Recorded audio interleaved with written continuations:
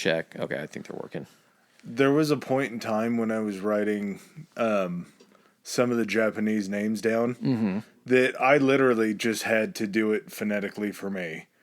Like the one ship, the Shikaku, it's just literally Shikaku. Yeah. It's either Shikaku or Shokaku. It depends on, I guess, who you... Oh, I see where you actually wrote it. Right. Yeah, The Shikaku. that was... I wrote some of them. Why does it say Shikok on your board? Like, it's for pronunciation It's purposes. a Japanese ship, goddammit. Oh. Do you have anything you would like to discuss before getting into this? I mean, I found out this week that I'm the Black Angel of Death for horses. Yeah, you mentioned that. Please elaborate on that. Are you going to be allowed going forward to purchase stake in any type of I'm waiting to get that related email. activities? So it was just the weirdest thing ever because the first one got the twirlies or whatever they called it. And Do horses have like a yips? Do they call it the twirlies? No, it's called the wobbles. Like as they walk. But is it like the yips? The yips is more like they just get too excited at the gate and you can't put them in the chute for a... Oh, I meant like, is it akin to like professional sports yips? Like it's just something like, it's not mental, it's a physical thing? This one, the first one that is out to pasture now, hopefully, it was just called the wobbles, and it's like a central nervous thing where they're running. Their equilibrium's not on. Yeah, you know how like you can try to keep your pace with 2 feet? Well, they're like doing you're it already with 4 putting weight feet. on one foot and when that one's like how you're able to shift. It's things that you probably don't notice your body doing that keeps you upright, yeah. So that's what ended the first one's career, which was nice because I got the speed wobbles. It was too fast. Yeah. So I got 80% of that money back, which was great, I guess. And then used that to buy into a bigger horse that was more expensive, decent amount more expensive. So what percentage of this horse did you own? Not a lot. I think it was 1%. Did they tell you where on the horse you owned? No, we already went through I that. understand that. I just think it's funny to think about that. Yeah. So, what was this? I think it was Wednesday. I get an update saying your new horse, show your cards. This was at 4:16. This morning, show your cards was discovered in an uncomfortable state when the barn was going through its routine morning check. With the 2-year-old colt only being in light training at the moment, it leads the barn to believe he got a cast in his stall. So, like, he was laying too close to the wall during the night, and he went to get up, and he couldn't, like, stretch his legs out. So he kicked the wall and shattered his fibula. And so that was there's probably no give to those walls. No, they're probably just big, strong oak, probably like railroad ties. Yeah. And granted, horses are very strong, but a railroad tie can hold up. It's not gonna give. Yeah, it's not gonna give. So that was 4:16 p.m.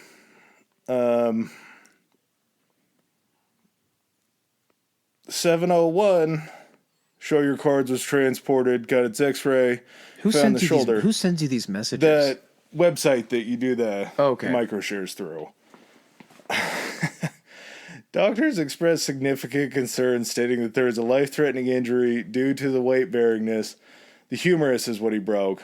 We were exploring all options to save Show Your Cards with both Dr. Dada, and we'll do everything we can, but ultimately we have to do what's in the best interest of the horse.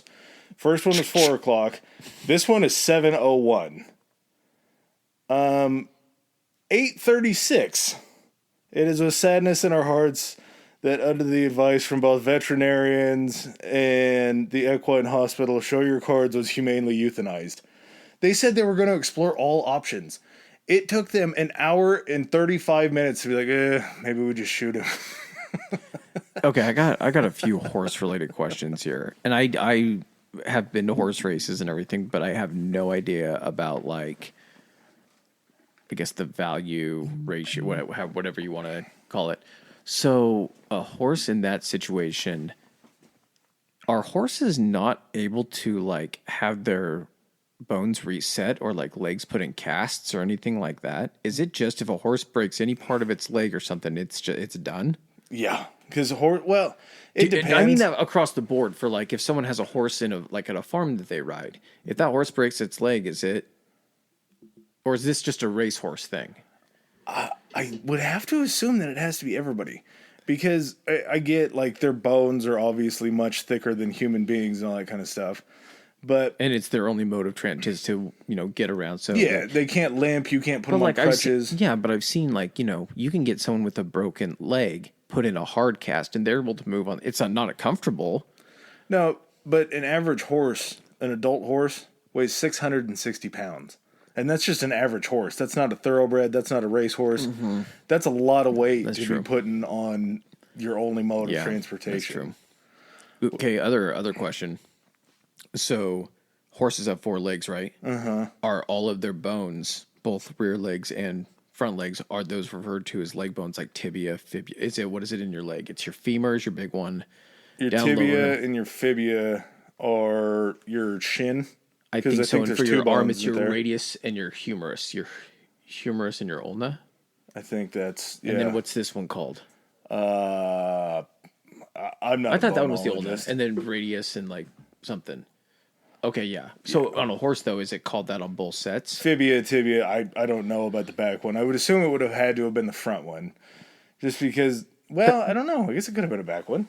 No, but what I'm saying is that, do they call all of the bones in each set, because are the bones all pretty similar? I mean, they're different, of course, they're different lengths and everything, but do they refer to all 4 legs? I don't think so, because they would consider it a shoulder and then a hip. That's what I'm saying. So horses have a tibia and a fibia and a radius and an ulna, or... That's a great question. I guess they do kind of have arms and legs in that sense. But not really. We're getting into evolution here. I know, because it's a 4-legged animal. Like, do you see what I'm getting at? Yeah, we used to be, though. Yeah, that's true. That's why we have tailbones. That is why we all have tailbones. Do you have anything this week? No, I'm so fucking excited about this. Like, all my energy is into this. I was about to segue. I was about to say, speaking of tailbones. I'm telling you about my dead horse, and you're just over there like... I'm fucking chomping at the bit. I'm sorry about your horse, man, but your horse is dead. Well... Hopefully, not all of the money that I invested in him is dead as well. They'll get insurance payout and then be able to pay the people for insurance, right? Yeah, but it's insurance minus like all the fees that you've already paid. So like for hay and storage and all that shit. So I'll say this: I don't think you have the black hand of death yet. I think if you go 3 for 3 on these horses, then we probably just don't do horses anymore. So I got to get a third?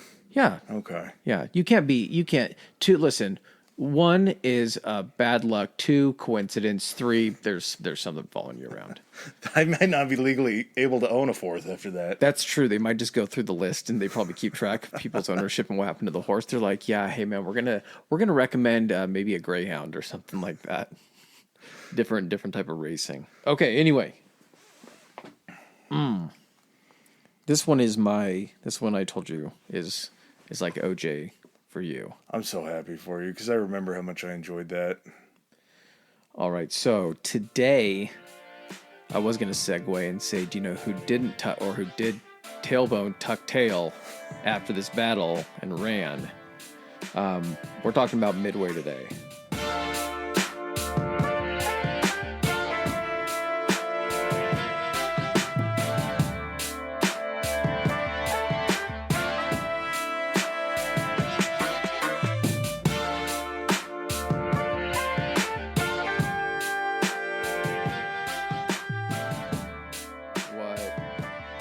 Along with most people consider to be probably the most pivotal point in World War II during the war in the Pacific.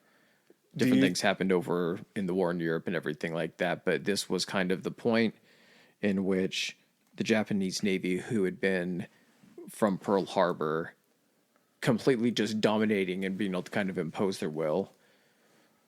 This was the first time that they actually lost and received a loss severe enough that it actually completely changed the course of the rest of the war for Japan and for the United States.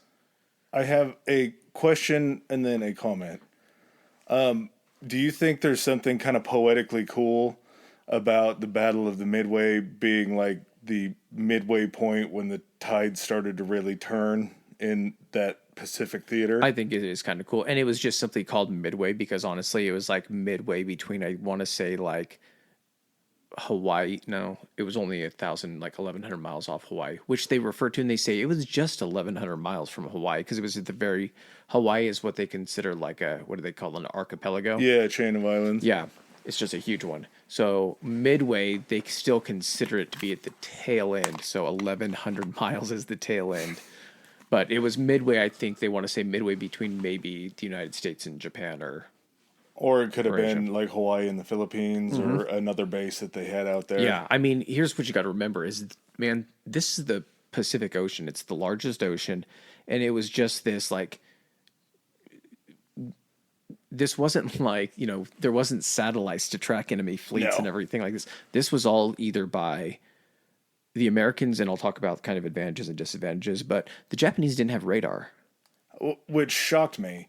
But then I kind of have to remember, like, every time I go through something like this, or every time we talk about World War II, it makes me think, like, the last 20 years of our lives and, like, inventions and different technologies has just been warp speed.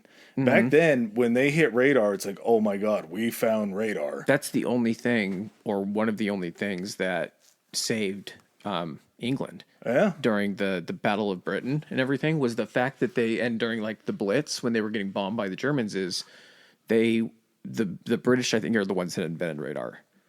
It might have been with some help from America, but I want to say that it was the British out of necessity, and they would have radar stations on the coast, be able to detect these huge waves of bombers coming from France, German bombers, and that way they would be able to launch the RAF pilots, the Royal Air Force fighters, and intercept so many. I mean, they still took a ton of damage, but it allowed them a ton of time.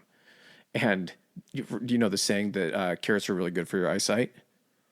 How is that a saying or is that a doctor thing? It's not a doctor thing. Are you serious? Yes, it came from World War.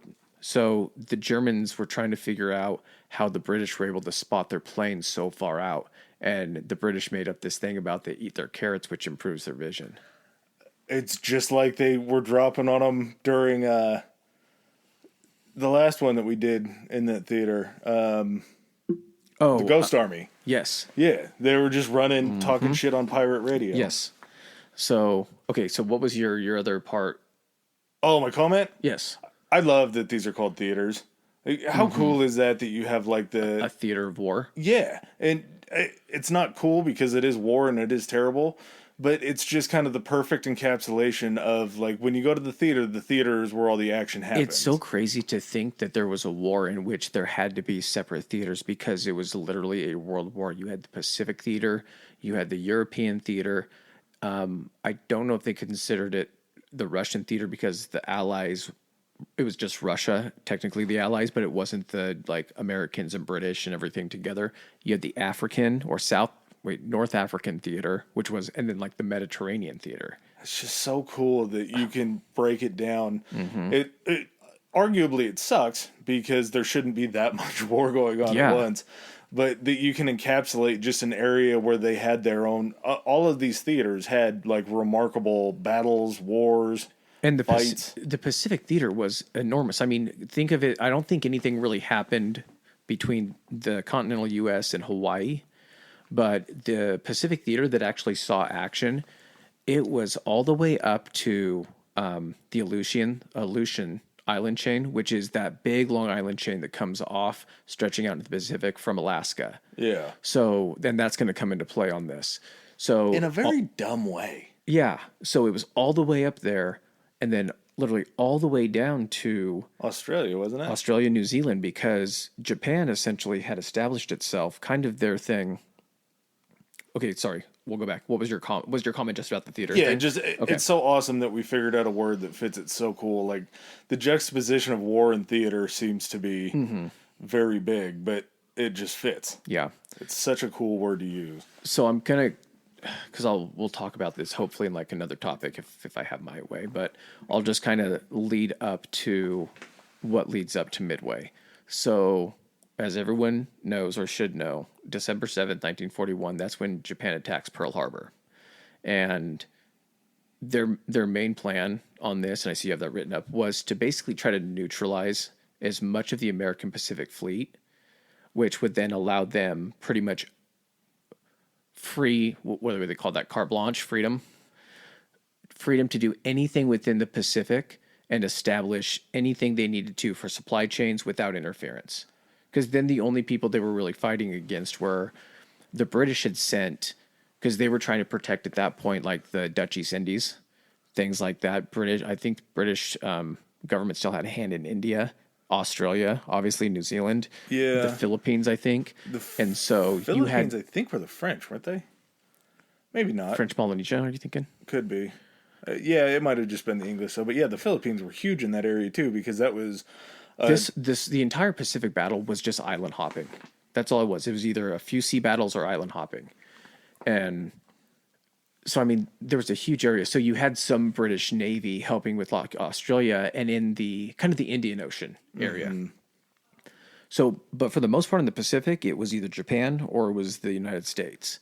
And so Japan figured if they took out the Pacific Fleet at Pearl Harbor, it would basically force the United States to either come to them for a treaty, accept that all of the land they had claimed at that point was then going to be theirs by right. And Japan wanted to create this thing. They called it the Eastern Asia Co-Prosperity Sphere. They had a really nice sounding name for it because they wanted everybody that they had taken over to feel like it was all in their best interest. It was the prosperity sphere for everybody. Yeah, everybody was going to share the co-prosperity. Mm-hmm. So when they launched their attack on Pearl Harbor, it wasn't just us that got hit. We got hit with the largest proportion of the force. It was called the Kido-Butai. 6 aircraft carriers, super advanced too. They had the most advanced carriers. And were they at that time probably the most able naval force in the world? Had America been able to focus solely on the Pacific and not have to also have, because a lot of people remember at this time that there was a ton of United States naval resources being used to transport so many goods across the Atlantic. They were, they had all their destroyers guarding convoys of ships going through. You had battleships helping over in the European kind of theater, or at least escorting troop transports and everything. So there was a good chunk. And you also had a lot of like naval shipyards being on the East Coast. So for ships to come through, they had to either come through, I want to say, was Panama Canal done at this point? We got to do an episode on that because that's fascinating too. So this isn't going to be a huge, if I'm wrong or if I'm right in this scenario. They would either have to go all the way down around the Strait of Magellan or Panama Canal. Which still takes a long time. Correct. So a lot of the ships would have to, aircraft carriers and not. They did have shipyards in Seattle in the Puget Sound. And then Pearl Harbor could do repairs, but it wasn't a manufacturing facility. They weren't building ships there. And I wonder if they had the naval base down in San Diego I believe they did. Yeah. So basically the Japanese plan is they're hoping to catch not only all of the battleships, but also the American carriers. Because I think Japan had kind of realized before we did that it was going to be naval air superiority, which dictated the result of battles going forward for naval fighting.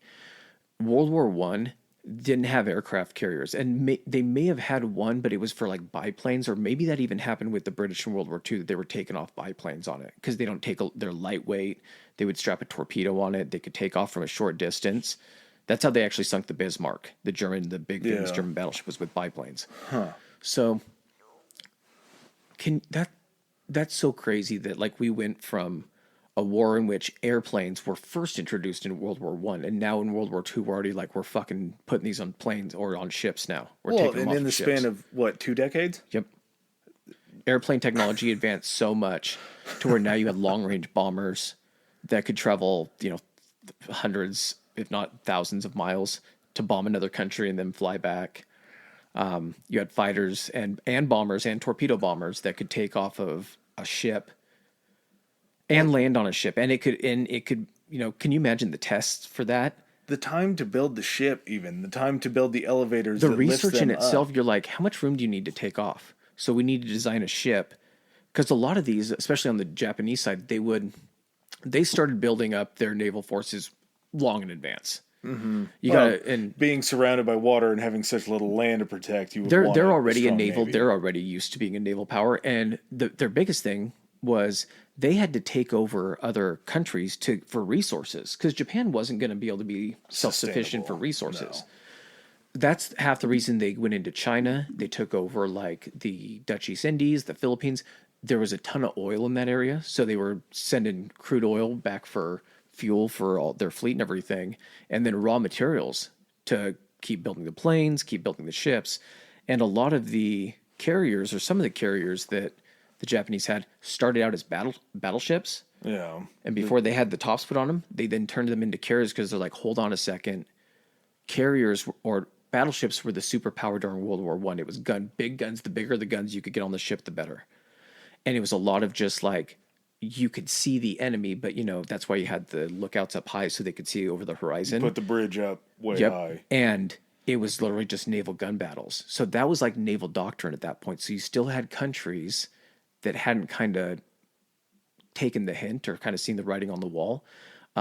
Germany had a ton of, like, not a ton, but they had a pretty sizable navy there, but they focused on battleships. I think they had like one carrier. Well, and they were more focused on like U-boats and submarines. Yes, because they were so much easier to underwater manufacture and they could do a ton of them. And also they're at the time when they're having, before they could like conquer France, before they had taken over France, Germany doesn't have like huge access to the sea. Everything was built upriver on the Rhine River in shipyards, sailed up and then out into the open ocean. So it still had to be small enough to go down the river to get out to the ocean. You could build they built some of the biggest battleships in World War II, and they still made them. Down, and they got them down the Rhine River? It's a huge river, man. And the shipyards weren't far from it. It was a large section. Think of like the Columbia River or something like that. I mean, you could get a huge boat up there. So I'll talk about the leading up a little bit because there's a lot just in the battle itself. But so they would make these battleships. They started to convert some of them into aircraft carriers before they were done. So their carrier strength, they kind of knew that we're a landlocked, we're a small island country. We need to be able to have places where we can launch air superiority from. They were very rigid about like their naval doctrine, and that's going to come into play during the battle and be one of like the turning points during the battles, how rigid they were. It's you kind of touched on a little bit with like Japanese culture and everything. So they were super innovative as far as they had the biggest battleship that ever existed, the largest gun that ever existed on a ship. Their carriers were huge. They were the biggest carriers. The planes that they had, like the Zero fighter, their main fighter. The Mitsubishis. Yep, Mitsubishi Zero. The same thing that made one of the most superior, like, defense planes, I guess you would call it. Mm-hmm. Also made the Mitsubishi Eclipse. Yeah. It's crazy how many of like the companies in Japan still exist. Staying power. They just changed gears and went another direction after the war. So the Zero was the premier Pacific fighter. Its speed, its power, it could turn like none of the Americans could. It was super agile, and so if you were in a one-on-one fight against an American plane, which were a little bit could absorb more damage, were sturdier but not as fast, the advantage was to the Zero. Now, because of this, it was kind of and I'll touch back on this, it gets referenced again, the Zero was kind of a glass jaw fighter. It couldn't take a lot of hits, but it was so nimble and agile that you would have to really land hits on it to be able to, You'd have to be able to almost counter every maneuver to get a shot off. Yep. So each force here is going to have 3 different types of planes. They're either going to be a torpedo bomber, a dive bomber, or a fighter. Each side has those. The Japanese ones they were of such high quality. The other thing too is that they had been training these air crews, and these air crews have gotten, they would all work. Like if you were on, let's just say one of the carriers was the Kaga. The air crew and pilots for that ship were assigned to that ship, trained on that ship, but if something happened, or let's say that ship got put out of commission, was in for repairs, you couldn't take the flight crews and move them to another carrier that may have been completely operational, but their flight crew was diminished. They couldn't mix. There was no, like, they didn't fall into a role. They fell into a role on a ship. They had to be with that crew. There was no flexibility. The Americans were completely different. They could take squadrons from different aircraft carriers and just put them on a different carrier. It was so interchangeable. They were able to fill losses a lot easier that way. They were able to bring up people who were, and what that also allowed is that because you had that ability to interchange, you could always have each of your carriers at full strength. Not like they called them air wings, so your air wing wasn't diminished. So if you're dry docking a ship, if you're dry docking a carrier, all those guys that work on that carrier can then move out. Yep, not doing anything. Which I think, not to foreshadow anything, but I think is kind of one of their big downfalls of the Japanese fleet is not only that, but their training that they would go through was so regimented and they were so on top of everything to get on a ship that they didn't have a lot of other people that they could just throw on the ships. And the other thing that it sounds like is the way that they set them up. I wonder if that helped out the Americans that they could build them after, and the Japanese kind of retrofitted some of theirs. Because if you have things in different positions or you have different, like, knowledge of where you need to store different things on them. Well, and it comes into play here, like the Japanese Navy and their process for launching fires, capturing fighters. It was like it's like the difference between, it seems like the comparison that I can make is, you ever watch an F1 pit stop? Yeah. It's like 2.7 seconds, like good ones 2.9, under 3 seconds. It's just a ballet. Now compare it to a NASCAR pit stop, which I think is around 10 to 12 seconds. Yeah, maybe. Yeah, so those are longer. Sorry if I'm offending. I'm not right on the NASCAR, but I think that's a good comparison. So I don't that's think how we get a lot of NASCAR crossover. you don't want to discriminate.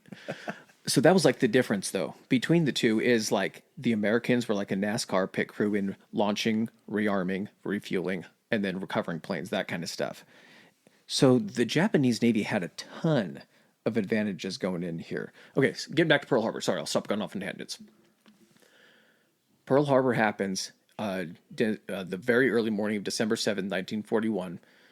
6 Japanese carriers had set off from northern Japan, and they were parked, I want to say, somewhere between 500 to 600 miles off Pearl.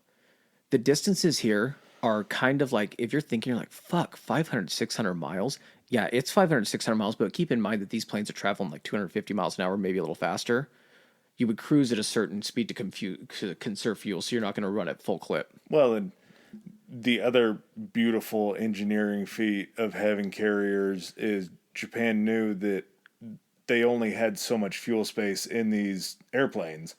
So if you can move the runway closer to where your destination is, it's going to pay off big, because you don't have to have these massive fuel tanks, and you can put more bombs or anything else on them, because they don't have to fly. They don't have to take off from like Japan. their big thing for, and I'll jump back into Pearl in a second. Their big thing, carrier-based aircraft was really useful, of course, if you're trying to sink the other enemy ships. But the most useful thing about this was you could pull up to an island or pull up to, the piece of land that you're trying to invade, the beach or whatever.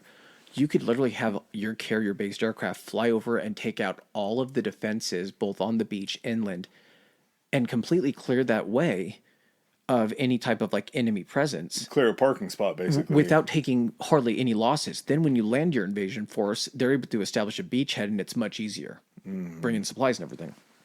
So with Pearl Harbor, so they launched it was like 300 plus planes at Pearl.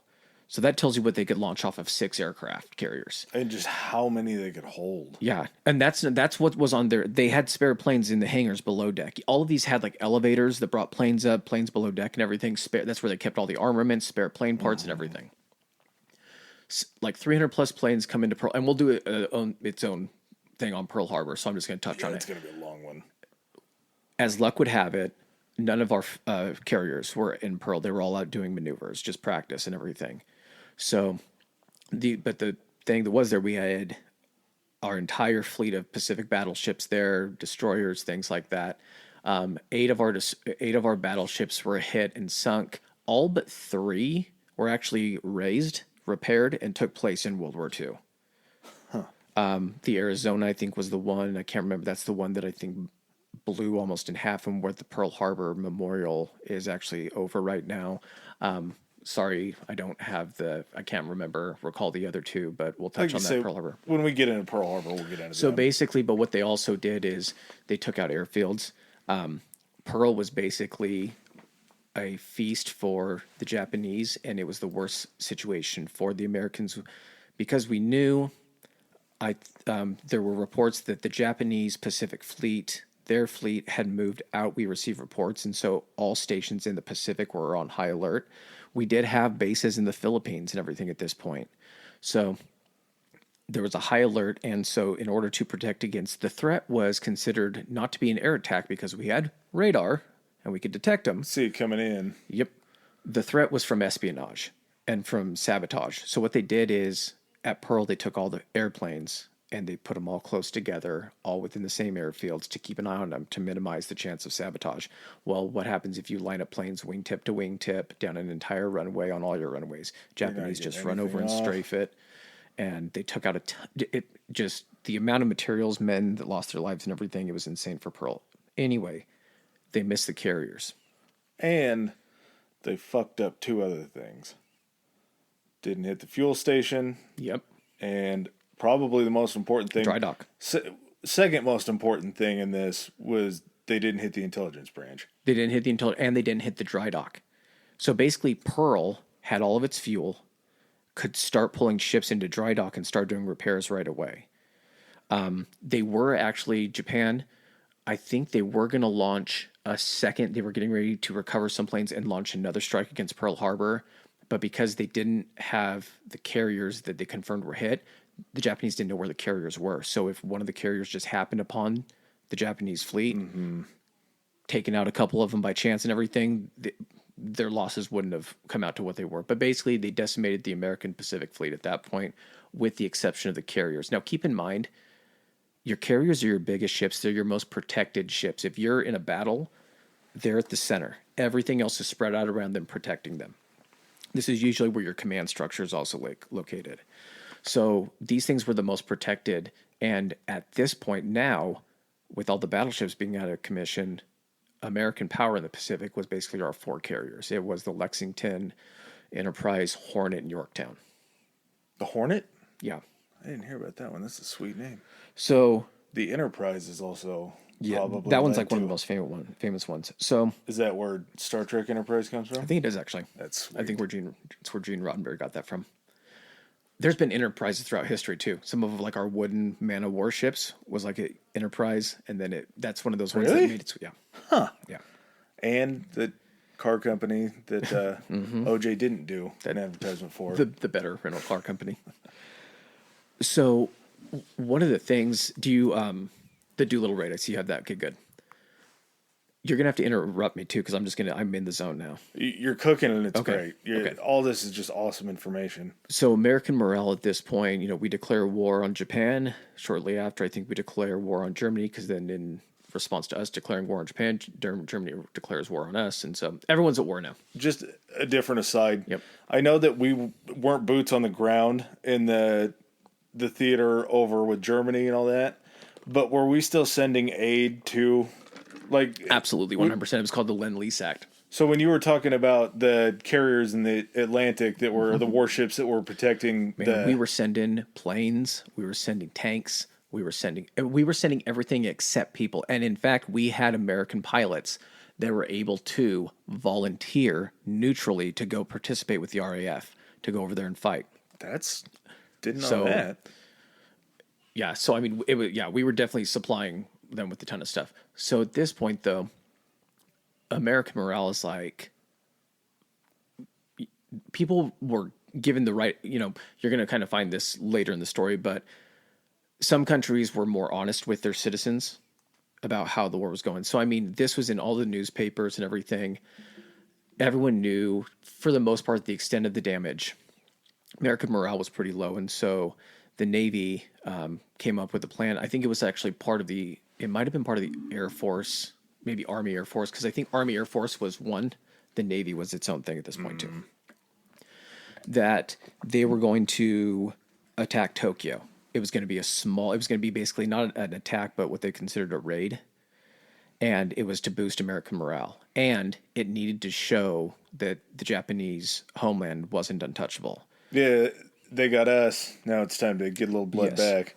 And so what they did was Colonel James, he might have been a colonel at the time, but Jimmy Doolittle, he selected a group of pilots and they trained to take Mitchell don't hate me on misquoting this, but I want to say B-17s or B-25s. It's a double engine plane. It's a bomber. It's supposed to take off on a runway. They modified these things and trained their pilots. They stripped everything out of these planes, lightened them as much as possible, took out tail guns, all the other guns except the forward-facing guns. It was one of the bombers that would have a guy in the front manning machine gun, 2 pilots, a guy in the back running the bombs, and maybe another guy running the tail gunner. So take out as much weight, armor, everything, still be able to carry bombs and additional fuel. And the plan was to get a carrier close enough to the Japanese island to launch, bomb Tokyo, and a couple other targets, but most of it was Tokyo, and then continue flying on and land in Chinese-controlled China, because there was a ton of it that was controlled by Japan at this point too. That was kind of their first push in the war was to go after China. Yeah, we'll do an entire topic on this, but the war between Japan and China, ugly, dude, the fucking atrocities. Yeah, it was. So anyway, this raid goes off. What ends up happening with the raid, just a quick overview, is Japanese boat picks them up, sees them further out than they would have liked to have launched. They're launching off of, I want to say it was the Hornet that they're launching off of. So they have to launch early. So basically they're trying to pass out cans of gas and loading up more cans of gas in these planes. Because they're a few hundred miles further. So now they're trying to figure out, do we have enough fuel even to get to China? Or are we going to have to ditch in the South China Sea or whatever?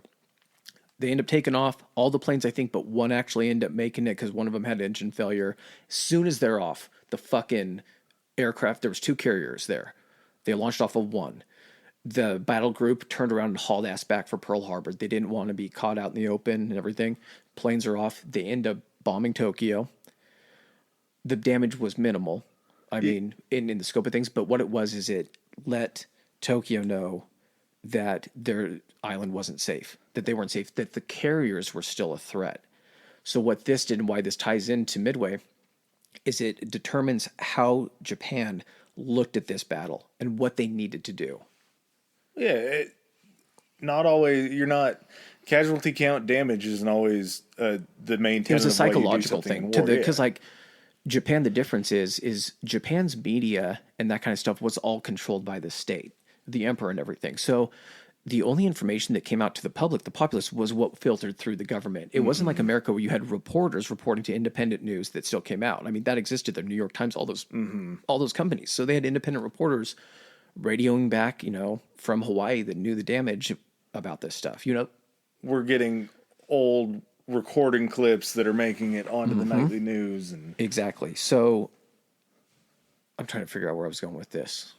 Oh, so what they did was they downplayed to the public what the raid was, but the public saw it happen. Yeah, it wasn't a battle in which they lost carriers. No, they saw this happen, and so word spread that we're not, that was Japan's big thing. We're keeping you safe. You're safe here. Well, you're not safe now, technically.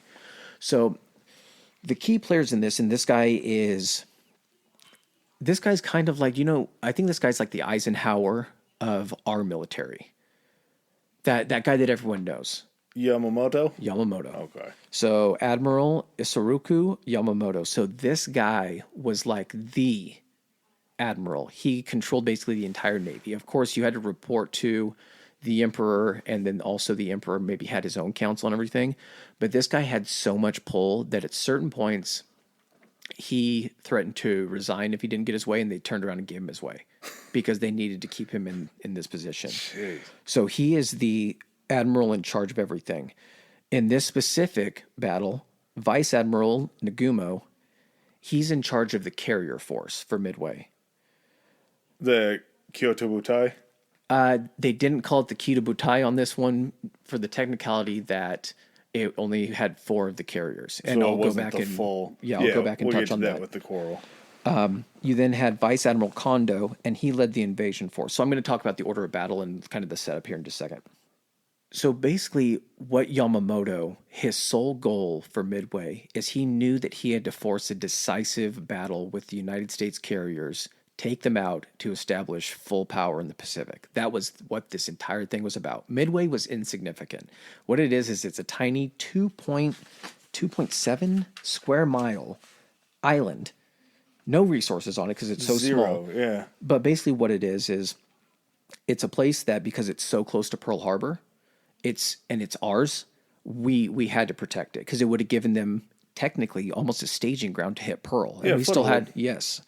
And we had started to build up our, we still had fully functional base on Pearl, that we needed that. So he needed to draw out the American carriers, but he couldn't make it seem like he had to do it in a sneak attack to make sure he didn't lose any of his at the same time. So I thought about this a lot last night.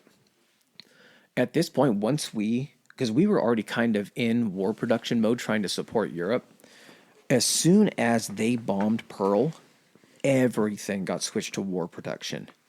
And if there's one thing that America does the best, as bad as this is, hands down, yes, it's making war shit. So as soon as this happened, construction on more aircraft carriers started, and we were cranking them out faster than anyone else. And when I say cranking these things out, these are huge ships, and they were getting cranked out multiple ships per year. I think at the end of World War II, we had like 21 carriers. We have 4 at this point. Pearl Harbor. That's what I'm saying. The American war machine is insane. Scary. It's scary how good it is. Well, and I mean, it was all those women that were volunteering. Hell Rosie yeah. the Riveter. What was types. the chick that had the Rosie? Yeah, Rosie the Riveter. Hell yeah. God, she was hot. Yeah, she was hot.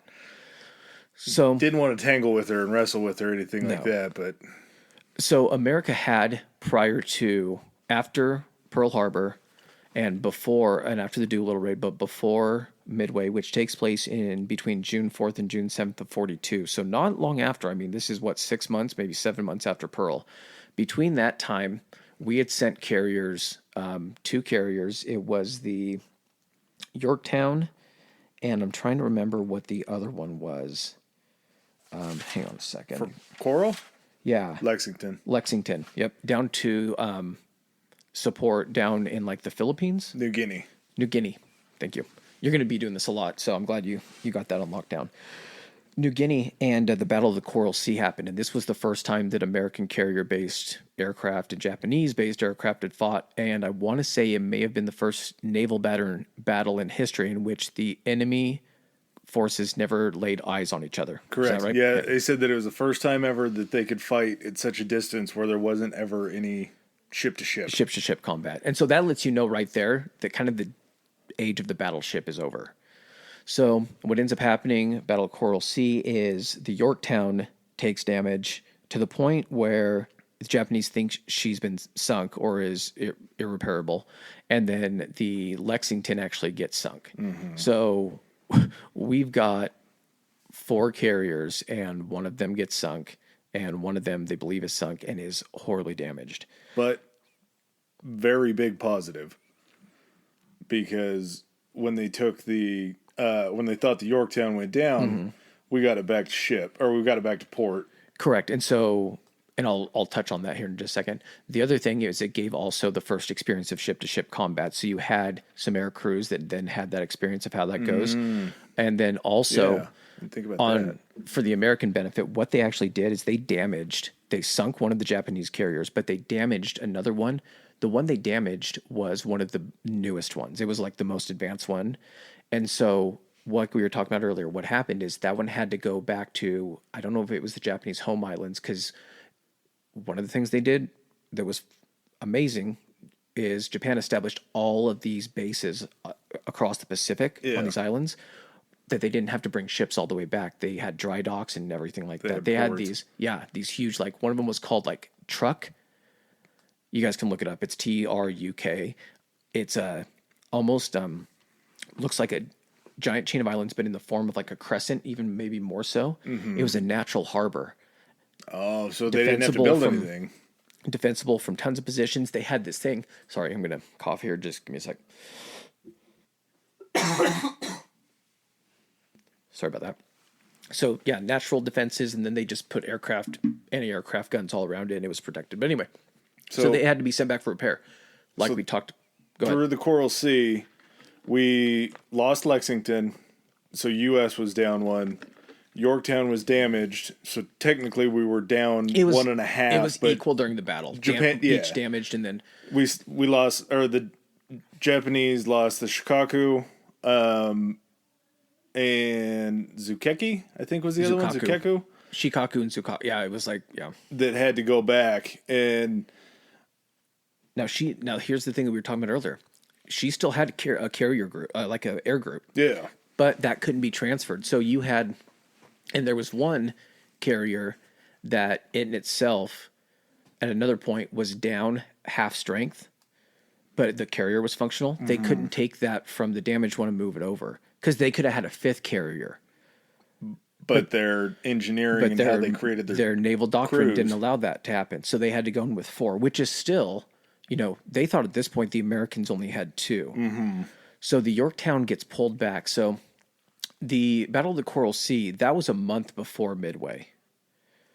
So they got Yorktown back to Pearl. They got the Yorktown back to Pearl on like June 1st. And I'll come back to that in just a second. So I'm on the date. So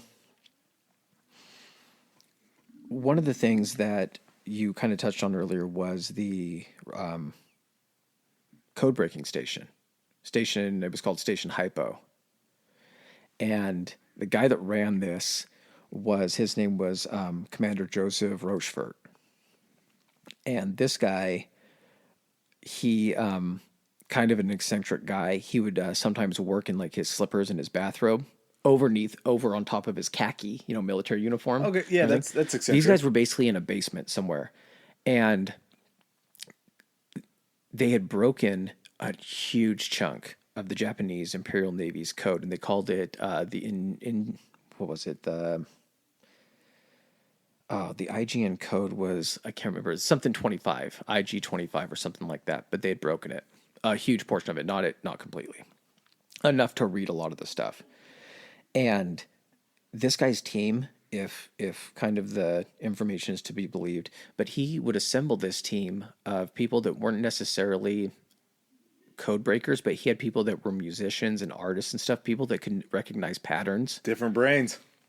And it was very effective. So after Pearl, Chester Nimitz gets brought in to lead the Pacific Fleet, and he knows this. I'm trying to think of the guy's name. Shit. Oh, how can I not? He knows John Nash. No, Beautiful Mind. Oh, I don't know how. This guy is one of my favorite guys. I don't know how I'm not remembering his name, but he was the guy that trusted Rochefort. So it was, let's see, Midway. Sorry, guys. I'm having to Google something real quick so I know what this guy's name is. Battle of Midway. This is one of the things that I always really appreciate whenever we look into something like this is it reinforces to me so much of we always celebrate the brute force, the boots on the ground that are fighting, but these people that are in these bunkers, basements, like you're talking about, the intelligence branches, they play such a crucial and vital role because without having them, we don't know where to go. We don't know. I mean, without the invention of radar is great if you have it, but unless you had the people there that know how to set it up, know how to make sure that it's all functional, accurate. The people that come up with the idea of, hey, we're going to throw sound waves way out there, and it's going to bounce off something and come back, and then we're going to calculate the time it came back, and that's going to tell us where and when they are and how far out they, like someone's mind to work that way, and then to apply to know, be like, go for it. That sounds useful. And that guy's never going to pick up a gun, but he's just as important to the war, if not more important. If not more. Yeah. It's like you have people that their skills are in creating the tactical layout of stuff, and they're just brilliant at it. So his name is Lieutenant Commander Edward Layton. So Layton's the guy, he's an intelligence officer. So he works directly with Rochefort. and the code breaking. So Nimitz actually has heard of him. This Leighton guy had actually spent time pre-war with the Japanese Navy and the Japanese Admiralty. It was part of like an exchange program because right up until they bombed us at Pearl Harbor, they were trying to talk to us about treaties and truces. And the whole reason that they also bombed us at Pearl Harbor was because we had cut off supplies to them because they had started invading China and all these other areas. So they knew that the writing was on the wall. They had to go out and get their own materials. So after like talks broke down, of course, this wasn't super close to Pearl, but they pulled all of their military attaches out of each other's countries and everything. So There was kind of a 1-for-1 because there was that guy that was with the Japanese Navy over there that came to America. And then wasn't the guy under Yamamoto, didn't he train in America yes, too? he went to like Harvard or something. So, but he had been through part of the Naval Academy here, so Yes. he had a little bit of insider knowledge as to how we do things too. So there was a familiarity a little bit, kind of with our. It was, I'm strategies. sure a lot, I'm sure it was supposed to be in good faith, it's like an olive branch and everything, but most of it was like, you're there to learn about them. Yeah. So if we, cause rarely war's ever gonna, back yeah, then. cause war's going to happen. So Nimitz goes to this guy and to Leighton, and Leighton's like, listen, we got this station. They're breaking these codes. Nimitz is like, we need to hit these guys. We need to do something. Like, I need you to give me some information that gives us an advantage because right now we're down ships. It's not looking good. So basically what they end up determining is that Rochefort and his team have been able to decipher enough of this plan on the Japanese side the Japanese called it Operation, and they never addressed it like this in their codes, but they called it Operation MI, which is easy to determine as Midway Island. So basically their plan, bring out the American carriers, and it wasn't supposed to like look to the Americans like they're trying to draw our carriers out. Basically, it was to look like, hey, they're trying to snag Midway so they have a launching point to Pearl. So what the battle plan was on the Japanese side is you had Nagumo leading the 4-carrier group.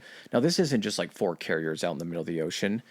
A carrier group consists of the carriers, and then each carrier has ships assigned to it. Those ships are usually either battleships or heavy cruisers, light cruisers, and then destroyers, and maybe even a couple submarines. And basically everyone's job within that battle group is to protect the aircraft carrier. So they set up what they call picket screens. So basically you'll have your aircraft carrier, then a ways out from your aircraft carrier, you'll have your heavier ships, and those usually have the most weaponry on it, and aircraft guns, things like that. Out further than that, you have your destroyers, which are lighter on weapons, but they're also just trying to keep an eye out to either shoot down enemies or radio the interior circle that they're coming. Submarines, anything that they can Exactly. pick I mean, out. the whole report is to report back to the carrier and protect them. So they have 4 groups of this. So that's under the command of Nagumo. If you're looking at Midway, and I'm going to refer to things like if you're looking at a clock, Midway's in the center of the clock. Nagumo's forces kind of coming in from like the 10 o'clock, 11 o'clock position from that direction, and they're about 500 miles off Midway. Son of a bitch. I was thinking of it the exact opposite way before you just said that, but Japan coming over would Yeah. be coming from the left side instead of the right Yep. side. Okay. So you have Yamamoto is in charge of what he was phase 3. Nagumo was phase 1, the attack with the planes. Phase 2, I know I'm skipping around, I'm sorry. Phase 2, was Vice Admiral Kondo, his invasion force. So he had landing ships along with like some battleships and other stuff. After Nagumo's force bombed their plan, because they didn't know anything on the American side that it had been broken, their code had been broken. Their plan was to launch the planes, bomb Midway, take out all the defenses. After that, what they would do is the invasion force would come up, and the invasion force was stationed, think of like 7 o'clock. Okay. Another about 500 miles away that direction. Coming up more from the south, though. Exactly. A different plane that they're going to be on. Well, they're coming in just with boats to land in. They had 5,000 soldiers to land on Midway to take it over. Yamamoto was at like the 9 o'clock position, even back a little further. What was going to happen was Pearl was going to get notified that Midway was being bombed. They were going to have to scramble their carriers. They were going to have to bring their carriers in. And during this time, they would have bombed Midway. Yep. The invasion force would have came in and taken over Midway, which meant the airfield and everything, because there were 3 airfields on Midway that kind of crossed each other. It's cool looking. If you guys have a chance, real quick, pull up your phones, Google Midway Island. 2 little islands separated. One of them is literally 3 airfields, and the other one just looks like it's some buildings. It's kind of crazy. It's just out in the middle of the ocean. Well, and them coming in from like the 7 o'clock too, they put basically the barrier of Midway between them and Pearl Harbor.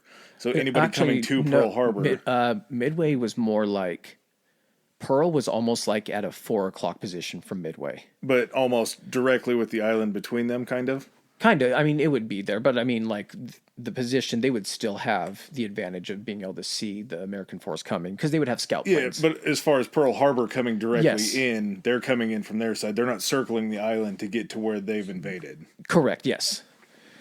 So they were going to land, and what would happen at that point is Pearl would launch the carriers. Carriers would come out, and what would end up happening is at that point, Yamamoto was going to come in with the battleships, and they would be able to have a carrier to carrier battle. At the same time, Yamamoto would be able to take the information from where the American fleet was, from the pilots, get his battleships in position, and take out the carriers. If the planes didn't do it, basically they were looking to just completely wipe out the whole force. Finish off what they tried to do at Coral. So his was phase 3.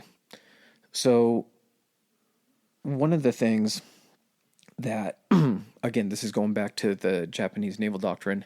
When they went on some of these like missions, as soon as they launched these 3 groups, they were so far away from each other, they couldn't support each other. Even with planes flying 250 miles an hour, 2 hours is too far, especially considering that the battleships and everyone in Yamamoto's group didn't even have airplanes. They would have to try to get their ships, which would take hours upon hours upon hours.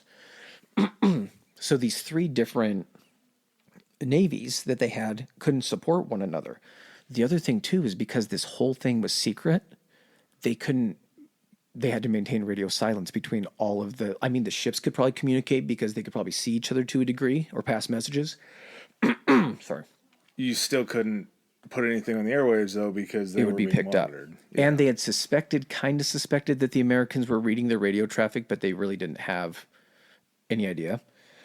So while they're getting into position, what they don't realize is that prior to this, while they're planning Operation MI, is Rochefort is listening into all this radio traffic and knows that this huge operation is being planned. They're picking up all these clues. We've been having foreplay around this for a little bit. Yes, I hope we're getting the finish because I love this part. This is as important as the battle itself. This right here is what gave the battle even a chance to succeed. This is like my whole outlook on this is I'm not against like American ingenuity or anything like that, but the sheer amount of things that had to go right Yes. for the United States and the amount of luck and prep that we had to do, it had to all come together perfectly. So this was like 75% intelligent thought, 25% execution just flat by out the gamble though. Yeah. Like this was in order to get the information that they were going to get from this, it was 100% a gamble to put it out the way they did. Oh yeah. So they're picking up all this radio traffic at Station Hypo about this attack from the Japanese at AF, and they couldn't figure out what AF was. And so he's giving this information to Leighton. Leighton's giving it to Nimitz. Nimitz is trying to go ahead and tell the War Department back in Washington, because this isn't just like, hey, this is them launching their remaining carriers. Yeah, for a everything battle. that they have left in the Pacific. Everything. They're committing everything for this. So he's like, Nimitz is basically like, I can't take this and convince them. You got to give me more info. I can't do this on a hunch. Now, Rochefort thought almost from the get-go that AF was Midway. He just had a feeling about it. He's like, I got to make it definitive. So Leighton's like, do what you have to do, make this definitive. So they send a signal to Midway, and this boggles my mind. They have a secured cable from Hawaii to Midway. It's 1,100 miles. It's underground or underwater. How do you have an 1,100 mile cable?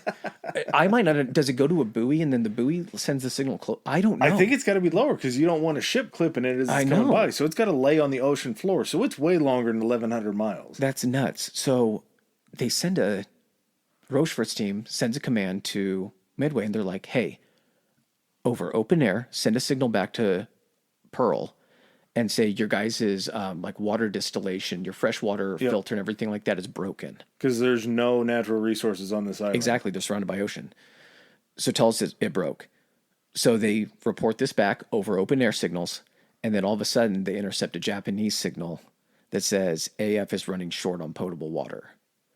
And that was their confirmation right there. The Japanese just confirmed that that's what Midway was. So he sends it to Leighton. Leighton tells Nimitz. Nimitz convinces the War Department or the Naval Department, and they have the... It wasn't even in code either. It was just tell us this in plain English that you're running low. Do not make... Yeah, don't Make even... it as easy as possible for the Japanese to hear this and get giddy that this is happening, and let them... But at the same time, thinking they're just broadcasting this completely open air, no coding, no nothing. Yeah, And they... you're not suspect of why this is coming through at all. And so what they were able to do, and I'm jumping back now to leading up to the days before the attack or the Americans set sail. So the Yorktown gets into Pearl on June 1st. It needs to go back to Puget Sound in Seattle. And it needs to have at least, I want to say they said like a month. 3 weeks at least. At very minimum 3 weeks.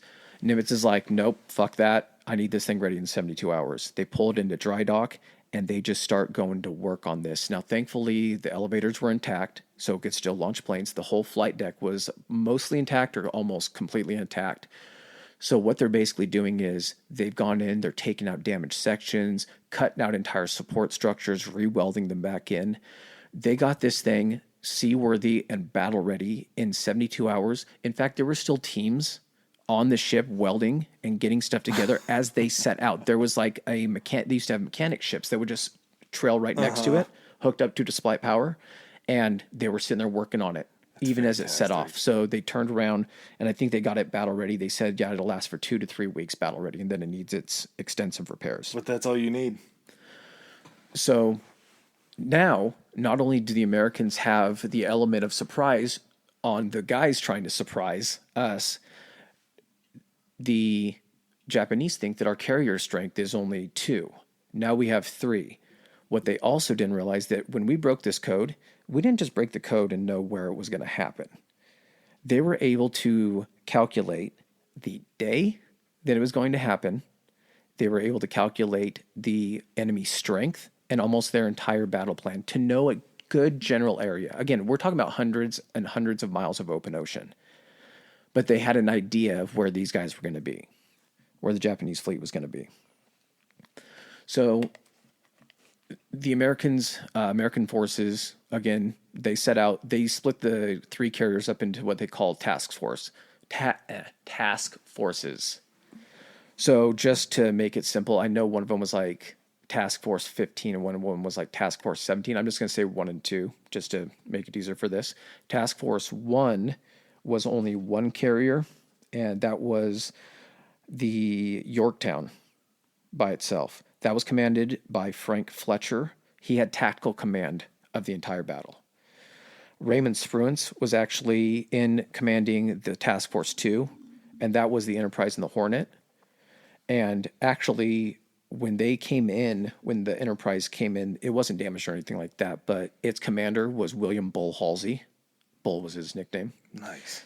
He actually got some type of like skin rash or something, like horrible skin rash and like debilitating. And so they had to pull him off of the Enterprise, and that's how Raymond Spruance actually got in there. He got replaced. Like, so right the guy that before his was going to be running the whole operation... No. Fletcher was always going to be the one running it, but the 2 other carriers... Bull was Enterprise. Yeah, but I mean, if something would have happened to Fletcher, it goes to the next guy. Yeah, but I mean, next man Spruance was a known commodity, and Nimitz got to kind of pick his own command structure when he came in, so they were his guys. Anything up to this point, I'm going to keep going. No, we're like right on the tipping point. We've played just the tip the whole time. Now it's wartime. Okay. I got to go on. What page am I on now? Let me see. Let's see. Okay. So the American task groups where they set up is, also because they wanted to try to be on par aircraft strength wise, they sent a whole bunch of planes to Midway because Midway was basically like a unsinkable aircraft It was carrier a for fourth them. carrier. Yeah, It but I was- mean, you could even if the carrier based planes got into trouble and had to come back because the U.S. Navy, we positioned our fleets and task groups almost at the 1 o'clock and then like the 2 o'clock position from Midway.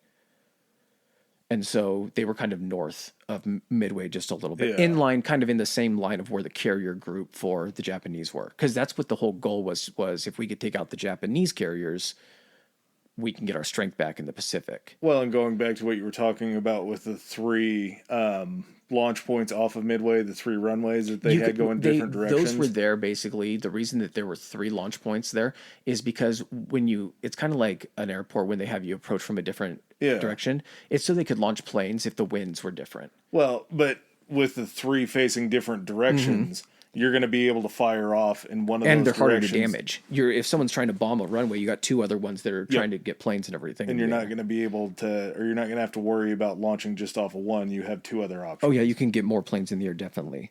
So the board's set at this point. The pieces are there. We're going to get into the timeline for the battle when this finally does go down. One thing too, just to I'm going to go over American advantages before this starts. I know I've kind of touched on that, but also kind of the Japanese disadvantages.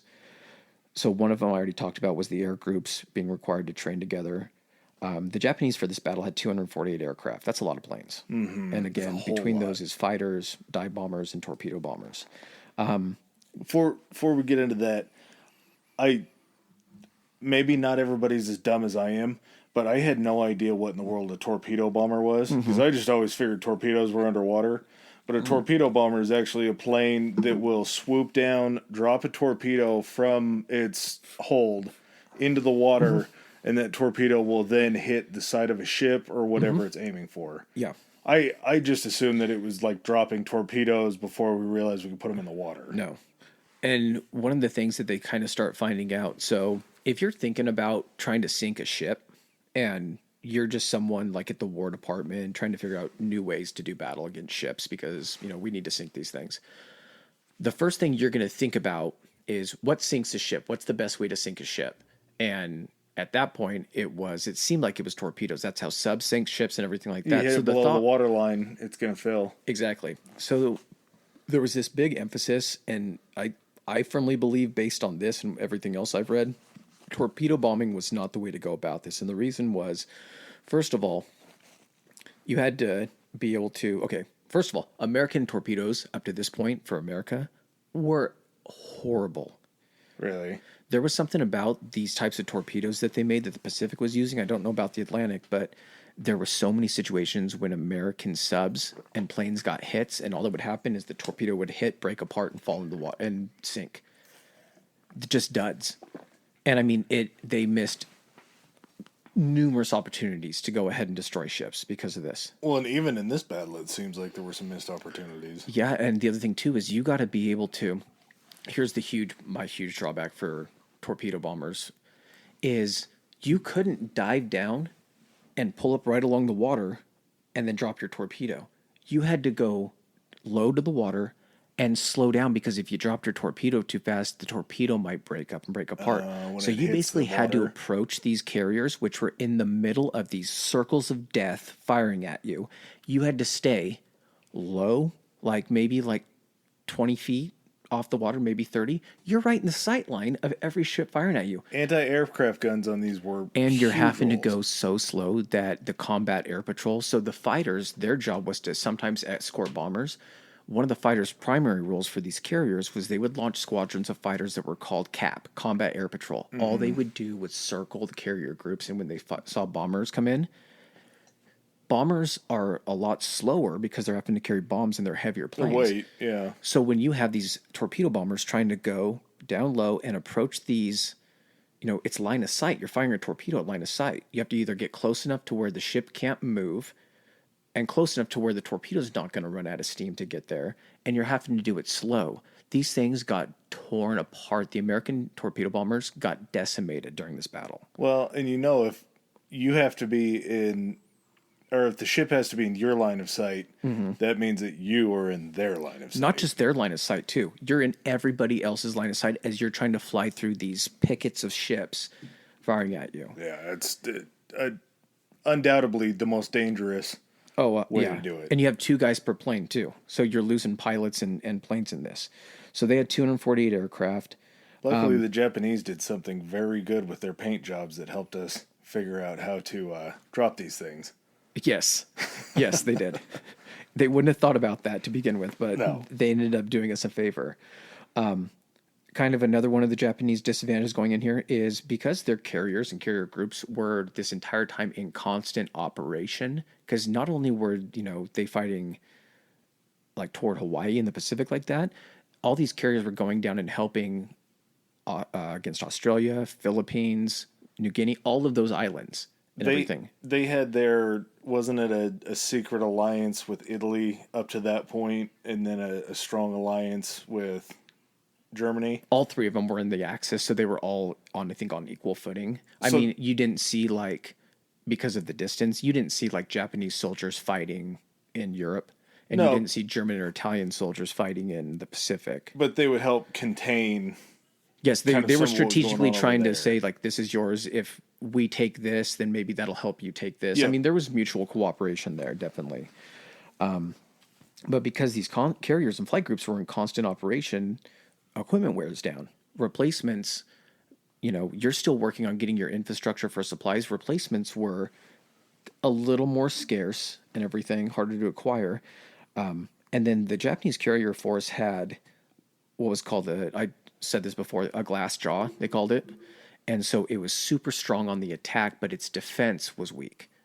And up to this point, the Americans had already sunk one of their aircraft. They knew that they could do it. They'd already damaged another one.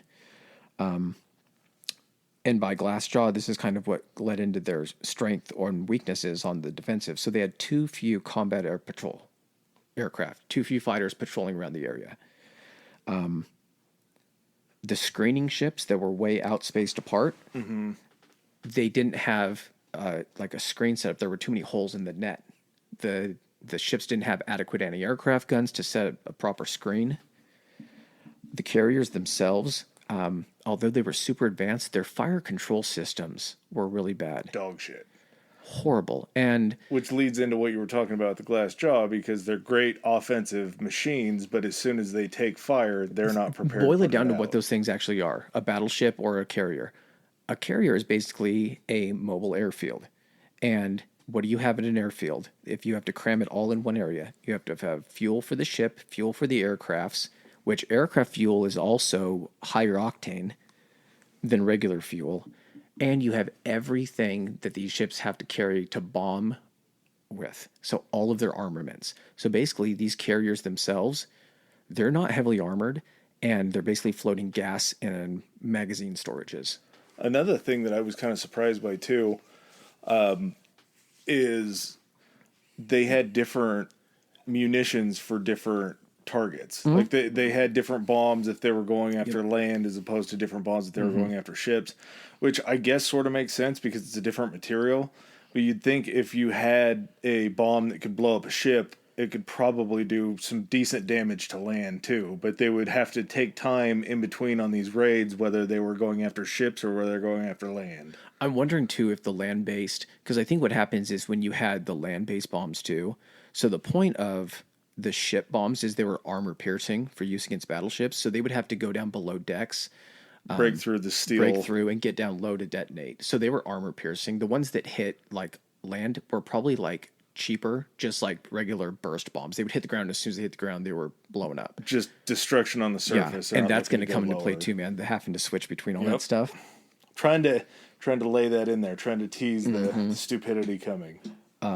The Japanese had this big submarine screening force that they were actually going to send out to kind of almost surround Midway, so they would be able to detect when the American force came in. Well, because the American force came in early, the subs were late, and they missed the American force coming in, so they had no idea that the American force was there, that there was a American carrier group there. Also played another role into this. Again, no radar, so they couldn't detect incoming planes. Yamamoto actually received a report that carriers could be at Midway after they had set sail, but he chose to maintain radio silence just for the surprise. Chose to maintain ignorance. Yep. Already said the fleets were too far apart to support each other.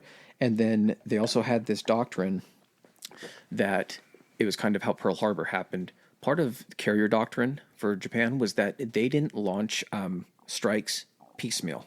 So they wouldn't launch like 5 to 10 planes. They would wait till they got their entire carrier force, all the planes landed, refueled, and would launch these huge waves like they did at Pearl Harbor, just to try to overwhelm and decimate the enemy. But what that allowed, it took so much longer to have your planes up in the air. Whereas the Americans, as soon as they had their planes ready, they would launch 5 and 6 squads, 5 and 6 like plane squads. And I'll tell you kind of how that comes back in for how this battle turns out. But that's going to be a huge disadvantage for the Japanese. So American advantages is they basically know about as much about the battle as they can. They have the element of surprise. 100%. They loaded up Midway with additional planes. They had the Yorktown, which the Japanese thought was gone. And yeah, so at this point, kind of the battle is set. And on the morning of June 3rd, a PBY Catalina. So have you ever? It's a float plane. Was it the third or the fourth? The fourth is when the actual battle happens. Okay. The third, PBY Catalina. It's the float plane that America would use for like, and it had a huge range and everything like that. They would use it for a search. Search. I didn't know about that. So it spots the Japanese fleet at 9:25 a.m. on June 3rd. Okay. So early in the day. Yeah. It actually headed from Midway, like the 7 o'clock position. So it actually spots the invasion force. But these Catalinas are so high, and they don't get close, because what's going to happen is if they thought it was the carrier invasion force, all the carrier would have to do is launch a couple fighters, and it could chase down this Catalina and shoot it down. Yeah. So they get close enough to report. They say, we see some ships. We know they're not our ships in this area. We try to count the ships. We're not going to get close enough to tell you what they are. We're just going to report back. So at this point, I think the Americans think that this is the carrier group. So what they do is they launch 9 bombers. The military launches, or Midway launches 9 bombers to go after this invasion force. And of course, the bombers have to bomb from super fucking high. And hitting a moving ship is not easy. So they score no hits on this invasion fleet. You have to stay above the security circle at that point, so you're not seen. So they're not. Yeah, because they could only fire anti-aircraft guns up so high. And I'm sure those zeros could only go up so high. Yeah, and by the time, the bombers could take off, it would take them too long to get up and probably chase them anyway. But even after the invasion force gets bombed, they still don't open radio communications. So at this point, they know, now that they've been spotted, they don't know who's been spotted, still maintain radio silence. So the other 2 groups have no idea that the Americans are aware of what's going on. And nothing happens for the rest of that day. I think everyone was kind of getting into their positions. So early morning on June 4th, 15 B-17s launch basically to search and attack enemy targets. So they kind of fly out from Midway to search there. And because Midway is their target, and the Japanese know exactly where Midway is because it's not a ship and it doesn't move, they know exactly where it is. So right after those B-17s get launched, Nagumo launches 108 aircraft to go bomb Midway. 108. Yeah. And these are just loaded with, the bomb, he sends fighters. He does send some torpedo bombers in case there's ships around Midway. Yeah. And then just the regular dive bombers with the land bombs. The land bombs, yeah. That's what we'll just call them. So they do that. The Americans, at this point, launch 4, right after this, they launch 4 groups of aircraft to attack the Japanese from Midway. So these aren't even the carrier fighters yet. These are just launching 4 groups from Midway again. At 6 a.m., that's when the Japanese air attack hits Midway. American fighters, they're pretty ineffective. They were using a lot of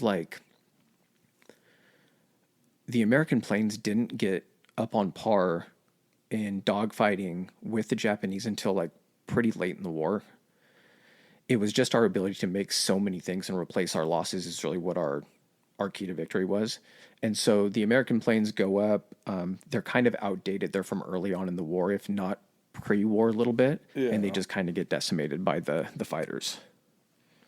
Well, if you can put enough of them up into the air, though, if you can put enough targets up there, it's sad to say because we're humans flying them, but if you give them enough targets and there's enough out there, sometimes the mass amount is Yeah, gonna and be at the better same than time, that. I mean, you're wasting their fuel in dogfights. You're trying to waste their ammunition. That's all stuff that they have to go back to the carrier to land and resupply on and everything like that. Which plays You're a basically huge just trying role. to inflict as many losses as you can and keep them kind of busy.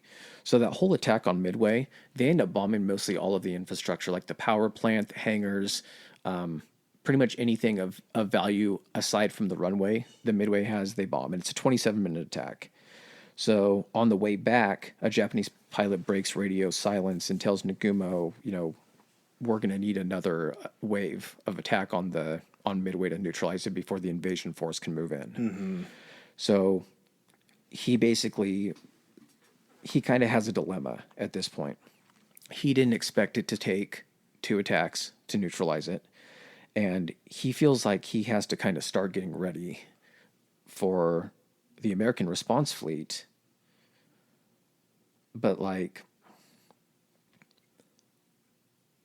he still has to try to neutralize the airfield. And Well, they said that it was the planes coming back, and they could either get them refueled, reloaded, and sent back in a matter of like 15 or 20 minutes. It didn't take them long. Or it would take them an hour to refuel and get ready for the ships. Was that right? Yeah, they would have to. Basically, what his dilemma was is because of the time it took to switch ordnance, because you're having to switch like bombs, move them onto carts, move the carts out of the way, stack the bombs, try to put them in a safe place, refuel, bring out the new bombs. Bring them from below deck. Yeah, it wasn't a quick process to rearm and refuel and everything. But what ended up happening is right as he's trying to make the decision, like, do I do another wave of attack or do I get ready for the ship battle that's eventually going to happen when he didn't know the ships were already there, when the ships end up making their way up. Part of the element of surprise was the U.S. parked their stuff closer to Midway than just Pearl Harbor. Yeah. And at that time, bombers that were launched from Midway arrive over the carrier group and start bombing. They don't score any hits or anything like that. But basically he's like, okay, the only place these planes are going to be coming from is Midway. These bombers came from Midway. They're going to keep coming at us. I need to neutralize it. So he can't figure out how the American aircraft are also finding him so fast. He's like, they shouldn't know where we're at. I mean, we just launched. I don't know if they're following us back or whatnot, because, they literally followed some of his planes back in, and some of his planes haven't even arrived back yet from Midway. So he ends up deciding, and also the USS Nautilus, one of the subs we had in the area, ends up surfacing back behind his battle group. This is fantastic. And so now he's like, oh shit, now I got subs around me. So he's like, okay, we got to rearm and try to bomb the airfield. Well, when the Nautilus popped up and it fired the torpedo, it actually distracted them enough that they sent one of their carriers back after. Not a carrier, it was a destroyer. Or a destroyer back after the submarine. You got to chase this thing off. Yep. And that's going to come into play huge. So he decides to launch another strike against Midway. Well, 13 minutes after he makes that decision, a Japanese scout plane that they launched finds 10 American ships. He finds Task Force 1. So I think that's Yorktown. I'm going to fucking cough again. Hang on. So we had Midway launch their first attack, and now we've just spotted the Strike Force 1. So Midway was kind of Strike Force 0. Now they've seen Strike Force 1. We have more coming. Yes. So basically he's like, okay, fuck, I just got report there's a carrier in the area now. He's like, stop arming the bombs, launch anything that's currently carrying a torpedo. Anything that's currently able to go ahead and ship-to-ship combat, launch that. And he also never gave them how many boats there were too, right? He said a group of 10 ships, which was probably the Yorktown and then its carrier force. So it's, cruisers or whatever surrounding it, because they're in one battle group. And the Japanese didn't count on Yorktown being back out there. So no, but they didn't get close enough to know it was force. Yorktown. They would only know, the only time that they would find out what ships they are is if someone could get close enough. Because some of the ships, like the Japanese ships, they were pretty similar the way they looked, but size-wise, and they would have different markings or structure. they could tell from a distance what that might be. But for American aircraft carriers, you've always seen like the big numbers on the side or on the flight deck. That's how the Japanese would keep track. So they didn't get close enough at this point to tell that was Yorktown. And they also, as soon as he saw that, I don't know if he turned back or not, but they didn't see Task Force 2, which would be the other two carriers. So they just thought it was one at this point. Yeah, they had no idea that we got the Yorktown back in. So the two carriers that he saw, he thought those were the only two carriers. Yeah. So at this point, too, Task Force 2, Enterprise, and Hornet, they launch 116 planes, combination of fighters. They have their combat air patrol as well, staying over the carriers, torpedo bombers, and dive bombers. And then the Yorktown's kind of getting ready to prepare hers to launch. So, I was telling you about the pit crew thing? Mm-hmm. So the Japanese were able to launch 108 planes in 7 minutes. 108 in 7 minutes. It took the Enterprise and Yorktown an hour to launch for about the same amount. So that just tells you how the discrepancy between how quickly these operations are run. But one of them was much cleaner than the other one. Correct. As far as like safety precautions, yes, 100%. And Japanese decided that as they were switching things out, they weren't stacking their bombs back to where they needed to be in their back safe in the armored holds. Magazines and everything like that. Everything just got left on the flight decks when they were doing all this. So all the explosive stuff is left in open air. Fuel hoses. Yep. All over the decks. So Nagumo gets confirmation at this point. Again, Nagumo is the leader of the carrier force. So he gets confirmation at this point of at least one U.S. carrier in the area. But he can't do anything until he has his bombers on their way back from Midway. So he can't do anything because he has to keep the flight decks clear to retrieve the bombers before he can then push out dive bombers and fighters and stuff to go after. So 8:20 is when he gets confirmation. He hasn't received his bombers back until 9:17. Which probably felt like forever. Oh my God. Now, also Yamamoto, again, he's like 500 miles back. Yeah. He gets the third wave. Yeah. And he's allowing everything to play out and everything. He doesn't communicate with Nagumo or anything like that, but he gets the same report of the U.S. carrier. Mm-hmm. So he knows that they already had something here in the, like, right when our attack happened. They knew about this.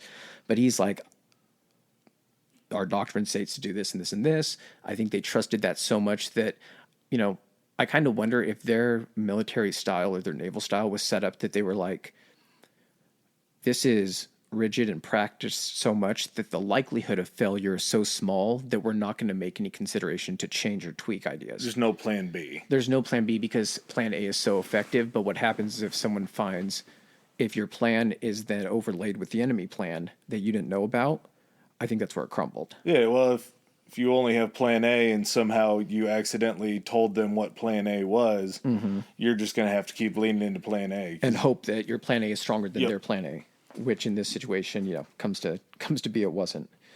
But so he ends up... So Nagumo gets all his bombers back at 9:17, and he points his fleet, all 4 aircraft carriers. They start kind of moving toward so they move a little bit. So they start moving toward like the American, where they think the American fleet is. And American dive bombers from Hornet appear over the Japanese fleet, and all 15 of them are shot down. They just torn apart again. Yes, because it's not like, and this is the advantage and disadvantage. You launch a fleet like the Japanese do, you have so many planes that they overwhelm the combat air patrol and the anti-aircraft, and something slips by. All they need is 1 or 2 planes to slip by to sink a carrier. Yeah, you can point at 15 planes at once. If there's 20 planes, that's 5 other planes that are going to be laying siege. And then all of a sudden you send in just 16 planes, and every fighter escort with that carrier group is like on those 16 planes. And for you to even get a chance, you get through them. Now, what's your chance of getting through the anti-aircraft fire? Mm-hmm.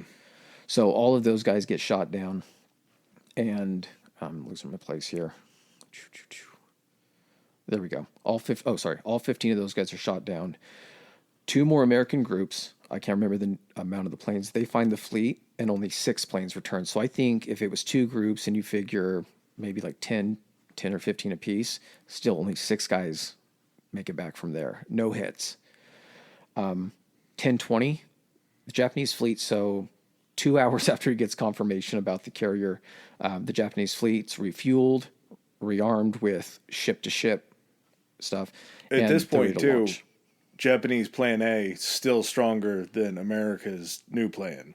Yeah, I So mean, at this point, the Japanese were like, nothing has even touched us. We've made it through. Like, we've been at our most vulnerable right now without any planes launched, and they haven't gotten anything through. As much as those guys didn't do any, those 3 squadrons, the 15 that were all shot down, and then the other 2 groups where only 6 made it back. What they did, though, can't go unnoticed, because once you get attack planes coming in, the ships have to start taking evasive maneuvers and moving and turning side to side to avoid bombs, torpedoes, things like that. Well, you can't launch or be on the flight deck trying to do stuff if your ship is rocking back and forth. So, once you're engaged, you're engaged. and that's why it also took him so long. 2 hours from the time he gets confirmation. These ships are all getting shot down and aren't scoring hits, but they're keeping this fleet off balance and not being able to launch or retrieve planes and refuel and rearm. So it's buying additional time. Well, just as all of these planes are on the flight deck ready to launch toward the American group, 26 dive bombers come over and surprise attack. Now, these 26 were the first group launched off of Enterprise at 7 o'clock that morning. So 3.5 hours later almost, they find the group. Is that C. Wade? That was Wade McCluskey. So Wade McCluskey was the commander of this air group from the Enterprise, and they went on a bearing. If you're looking at it for like a clock, basically they went, if they're coming straight across at 9 o'clock to go after the carrier fleet, they kind of went at like 8 o'clock. Sort of right direction, just coordinate. They had a bad bearing, or they might have had the bearing before the fleet turned toward the American fleet and started going. So they're running low on gas. And when they say they're running low on fuel, what I mean is their fuel, when they say we're running low on fuel, it means we've factored in how much fuel we need to make it back and land on the carrier. Yep. So we're getting low to the point of we need to either shit or get off the pot. Almost a half. Yep. And while they're looking around, they're seeing nothing but open water. And Wade McCluskey's like, let's turn a little bit. Let's keep doing a little bit of search. This is so awesome. And as fucking luck would have it, they spot one destroyer. And it's the destroyer that had to hang back from the fucking carrier group and try to get rid of the Nautilus and scare it off, which they unsuccessfully... No, they still didn't hit the submarine. Nope, they tried I think they tried to depth charge it, and they unsuccessfully... Yeah. So they catch this destroyer who, after scaring the sub off, is like, I got to get back to the action, and fucking hauls ass toward the carrier fleet. All McCluskey's group does is they're like, let's follow this and see where it leads.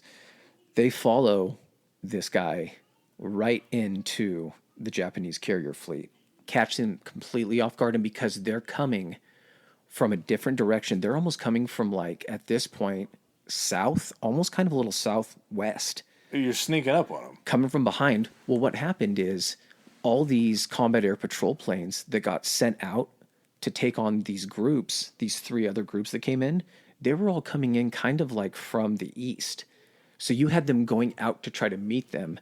All these planes were out of position when these 26 guys show up. Yeah. So between these 26 planes, McCluskey and his like 2 or 3 wingmen, or his air group, it was more than 2 or 3 guys, they end up going on Kaga and dropping 9 bombs on Kaga. One of them hits a fuel truck right near the bridge and takes out the entire command staff, and the 9 hits completely takes the Kaga out of commission. The thing's on fire from... That's one thing. These things catch on fire, and because of all the gas and the weapons and everything that's stored in the flight deck below the main launch deck, all that stuff explodes. And everything that they didn't get off the launch deck also explodes even easier. And not to mention, the Japanese were so, I guess, proud of their heritage that they painted the rising sun on... It wasn't the flight deck where they had painted it. It was the flight deck. I thought it was more towards the bridge, but... No, there was a couple of them, because I'll talk about Richard Best here in a second. So I think where they usually put it was like, if you were to divide the flight deck up into thirds, it would have been in the last third down the flight deck. But they might have had one on both sides. Yeah. But basically, think of it this way. The whole point with the dive bombers is these things are up high altitude, and when they come down to dive at the carriers... It's not vertical. It's damn near but vertical. It's damn near vertical to the point where, it I don't know if this really happens, but like I've seen stuff like in movies and media. It's kind of cool to see these guys cruising along in these planes at high altitude with the fucking canopy slid back. Yeah. And then all of a sudden, dive bomb time, canopy goes forward, and it's literally stick goes all the way forward. And these That things would almost go... altimeter just starts spinning. Yep. And the whole point of the dive bombing was the fighters couldn't go with them. Yeah. The fighters couldn't dive to chase them, to take them on. Also, if you're shooting up, trying to shoot at something, the chances of you passing the round on the way down or passing through, it's so much harder to hit. Yeah, because you're shooting at a straight on surface as opposed to a flat surface. Or trying to lead it or something like that. Yep. There's no way to really lead it. And so McCluskey's air group, 9 of them, I think, dive on Kaga, tear her up.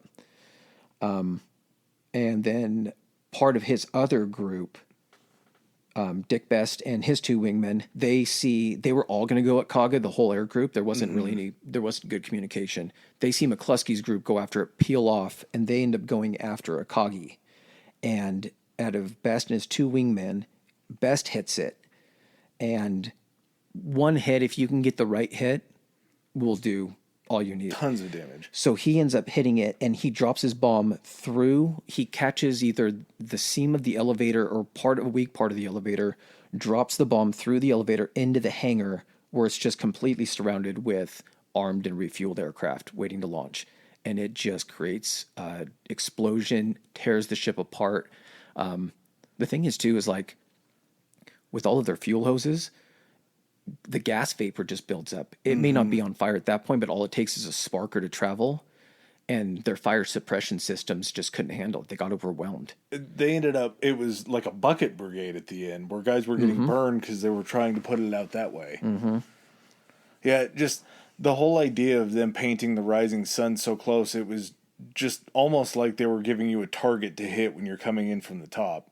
And so I think it was Best that they were talking about. He was looking directly down. It might have been McCluskey, but one of them had said they were looking straight down with their binoculars, and they saw an explosion hit like 20 or 30 feet before the rising sun that was painted on there. And he just decided that it was good enough. Like, he literally almost hit the target that they had laid out on there, but it was just mass destruction where it hit. Oh, yeah. And so ends up also the Soryu. So the 4 carriers, I didn't go through the carrier name, sorry. The 4 carriers there for the Japanese are the Akagi, the Kaga, the Hiryu, and the Soryu. So the Soryu also ends up taking about 3 dive bomb hits when fighter and bombers from the Yorktown actually arrive. This is in the quarter from the time that the Dauntlesses first come over to McCluskey's group. It's about 5 to 10 minutes. It's just so fast. And what you said, it was about 2 hours that he was waiting for the planes to get back before he could launch again. Launch and then refuel and get them ready to launch again. It's the full strength wave. So how precious is that 2 hours when this is all happening in a matter of 5 minutes? That's what I'm saying. Like the guys that came through and ended up getting shot down and everything like that, they got no hits. They were still setting them back every time they would come through, and those ships had to go into evasive maneuvers. Yep. That was the time that it bought McCluskey's group to find it, the Yorktown's other group to come in. And the other thing, too, is when McCluskey's group came in and Dick Best, went off to go ahead and bomb the Akagi, all those fighters then had to abandon that section where the Yorktown's fighters or bombers were coming in, try to get McCluskey's group off. And they said it was the combination of 3 different groups coming in from 3 different altitudes, from 3 different directions. It was the most perfect thing that could have happened during this battle. Yeah. If you think about it, kind of the way that I broke it down was, it's almost like you have these beehives as these carriers, and you have these rogue bees that are out trying to defend the hive from one side, and then another faction of murder hornets or whatever is coming in from the other side. So then you have to switch it. But the bees that are all flying around as the planes have to keep trying to protect the different ships and the different carriers, and they or don't hives know where the other hit. And murder hornets keep showing up from other different directions and everything.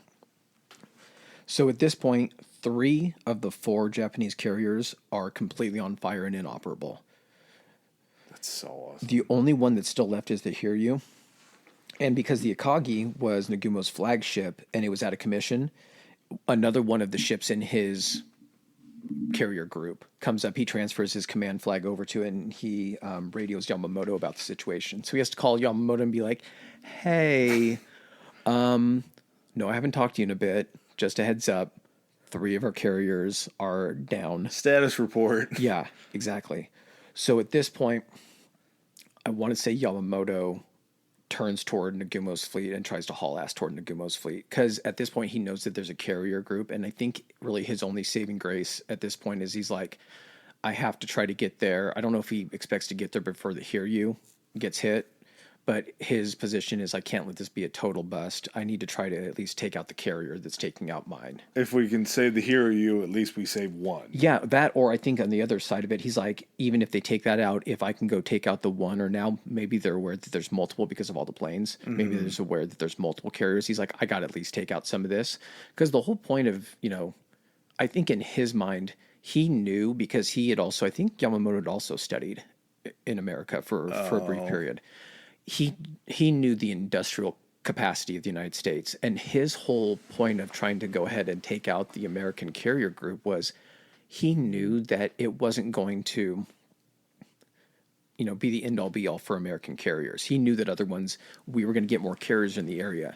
What he was basically trying to do is say, if we can take theirs out and we still have our 6 or whatever, we can keep building ours, but at the same time we have so much strength that we can reinforce all our positions that by the time American forces get back up to strength in the Pacific, we're already so fortified that they can't challenge us. They have to come to us with the treaty to try to keep. That's exactly what it was.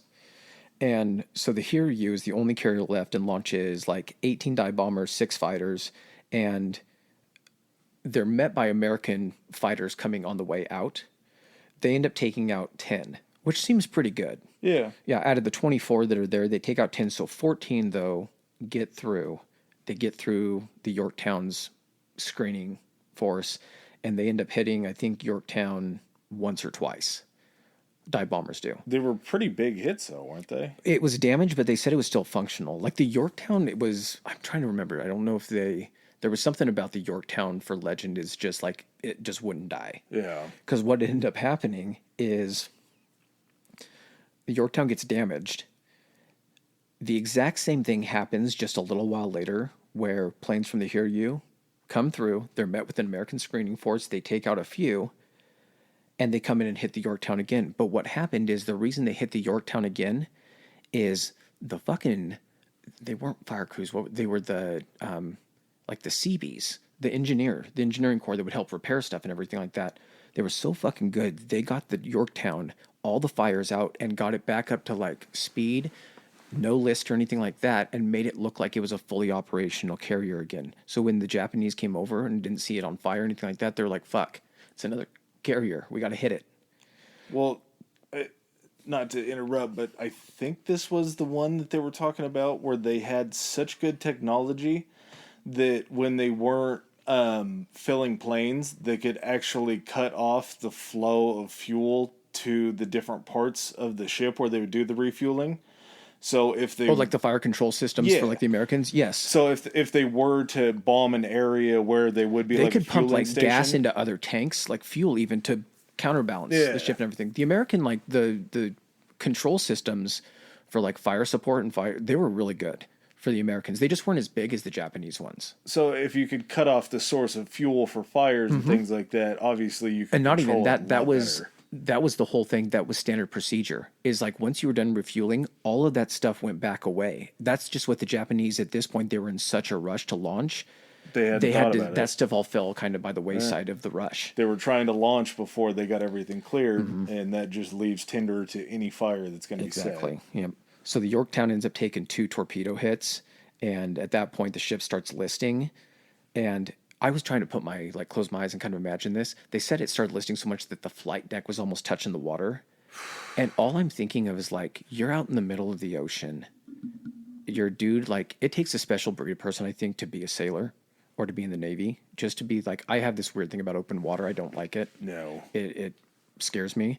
But to be out there in the middle of the ocean and you're sitting on a ship where it's tilting so much that it's almost touching the water, and you're just like, so this thing's sinking? Like, what are we doing here? While you're still trying to do your job. Oh, yeah. And so the order is issued at that point to abandon ship. Now, abandon ship, kind of contrary maybe to some belief, doesn't mean that the ship is just like doomed and they're just leaving it. What they're basically doing is they're getting everyone off the ship that they have to, like flight crews, everyone that can't assist it. And then they get mechanics and people in there to start pumping out water and sealing breaches to try to save the ship. And that's try to keep it buoyant. That's exactly what they do. They pull up a ship next to the Yorktown. I think they almost start immediately in trying to repair it after the torpedo hits and they get the crew to abandon ship. So because, though, the Yorktown was the flagship for Spruance, what he ended up doing is he transfers over to another ship in his, and he actually passes on command to Fletcher. I think at that point, his determination to do that was he was no longer in charge of the air groups because now his fighters and planes from Yorktown, they were going to have to come back and land on Enterprise. Yeah, and they couldn't Hornet. Couldn't land or so launch. He was like, off of "You're going to take Yorktown. over because you got a better seat for this. You can command it a lot better." So at that point, Fletcher's like, "Fuck yeah, we're taking out the last carrier," and he basically rounds up and says, "Hey, any of you dive bombers want to go out and take another crack at this?" And so guys that had just come back, made it back through all that shit and everything like that, they get 26 dudes to go back out. I'm sure their adrenaline at that point. Oh, sorry, no. Sorry, not 26. 40 dudes. Okay, yeah, that's way more. My bad. 80 dudes, 2 per plane. But still, that's 80 guys that are like, we're volunteering to go back out, and we just made it through hell. That's 80 raging boners that are all getting back on planes. Because you saw what you just did. Could you imagine just the rush of adrenaline that you would have at that point? Especially any of the guys that were like, had hit a previous carrier, like, I get to try to hit another one. Yeah. Like, when has this ever happened? This has never happened in the history of the world. Your dopamine sensors are going crazy. You're looking for that next hit because you just saw the kind of destruction you did. So the other kicker was this. They told them, they're like, just so you guys know, you're also going without fighters. We're not sending fighters with you because we're keeping all our fighters here to protect the carriers. So there's no cover. No cover. So they're like, okay, fire them up. They launch these 40 Dauntless dive bombers without fighters. They find and attack the Hiryu, and Dick Best scores another hit to put the carrier out. And this is the one that I think they were saying that he describes. And there's an awesome book. I can't remember what the name of it is. It's on my phone. It was an audiobook I listened to. They also have information from the Japanese perspective. And they talk about the guys that were on the deck of the Hiryu. And he's like, we were trying to get planes landed, get them ready and everything. And all of a sudden you hear the engine wind up sound. And one of the lookouts screamed hell divers. Cause that's what they used to call the Dauntlesses. They called them hell divers. And he's like, we looked up and someone yelled hell divers. And he's like, we saw 3. Oh, actually I might be misquoting. This is from when Dick Best hit the first one. Hit the Akagi. And he's like, we shouted hell divers. And he's like, we knew there was nothing we could do. They were screaming down at us. And he's like, and then the most eerie thing happened is we saw these little black things float from underneath the belly of the airplane and just floated gently in the air. And as the airplane pulled up, you saw just go through the flight deck and explode. But it's so crazy just to hear it from that perspective. But worst feeling in the world. Yep. You're listening to the best broadcast of them hitting and knowing it from your angle, and then you're listening to the absolute like horrible nature of knowing that this bomb is just hitting you and there's nothing you can do. I know. So he's the only guy in history to ever score 2 hits on a carrier. I don't know if that's I would imagine probably I'm sure somebody else hit different carriers, but during one battle, he's the first guy to hit. And kind of a sad note on that for what he did during that mission, during Midway. He'd flown before. He'd been a successful pilot before, but he got a bad batch of oxygen. Because, they had their flight mask and they had oxygen. Yeah. But what happened is something about like CO2 scrubbers or something like that. Or they were using, it was back in World War II, so they're using dangerous chemicals to try to do something that they thought was useful. Mm-hmm. Something about it ended up creating in his filtration system something called caustic fumes. And so he was breathing in almost toxic stuff. So he was like coughing up blood. He was just burning his lungs. And so he got medically retired actually after Midway. So that was his last. What a fucking way to go out. Well, and our other guy, McCluskey, the one that followed the destroyer, when he got back, he said that they were taking fire and didn't Was know. he shot? He got shot through the shoulder. That's right. He went head to head. I think he was going head to head with the Zero, shooting directly at each other, going straight. And he took one through the shoulder. Yeah, and that's why he couldn't go out with the 40 group. When they landed the plane, they counted 55 bullet holes in his plane. That's what I'm saying, man. Is the American planes, especially like the dive bombers, they were slow and everything, but that's what they were made to do. Is the Zeros were so fast because they were so light, but they were so fragile. Mm-hmm. But these things, I mean, they got reports of like guys coming back missing like half of a wing or like tail rudders and stuff like that. They said some of these things were just tanks and they would just absorb punishment and get people home safe. That's why a lot of these guys, even though they complained about like getting like, you know, being slow and everything like that, they're like, these things are just bullet sponges. Yeah. If a plane can get shot 55 times and one of the crew can be shot like that and still make it home and make it back alive, it sucks that you got hit 55 times, but you're still alive. And in his situation, he got hit 55 times and only got hit himself one time. All right, man, I got to go pee, but I still got some stuff on this. Yeah, me too.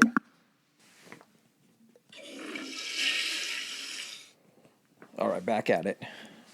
All right, do you have anything before I close my eyes and zone back out? No, I got one guy that I kind of want to talk about. Please do. Okay.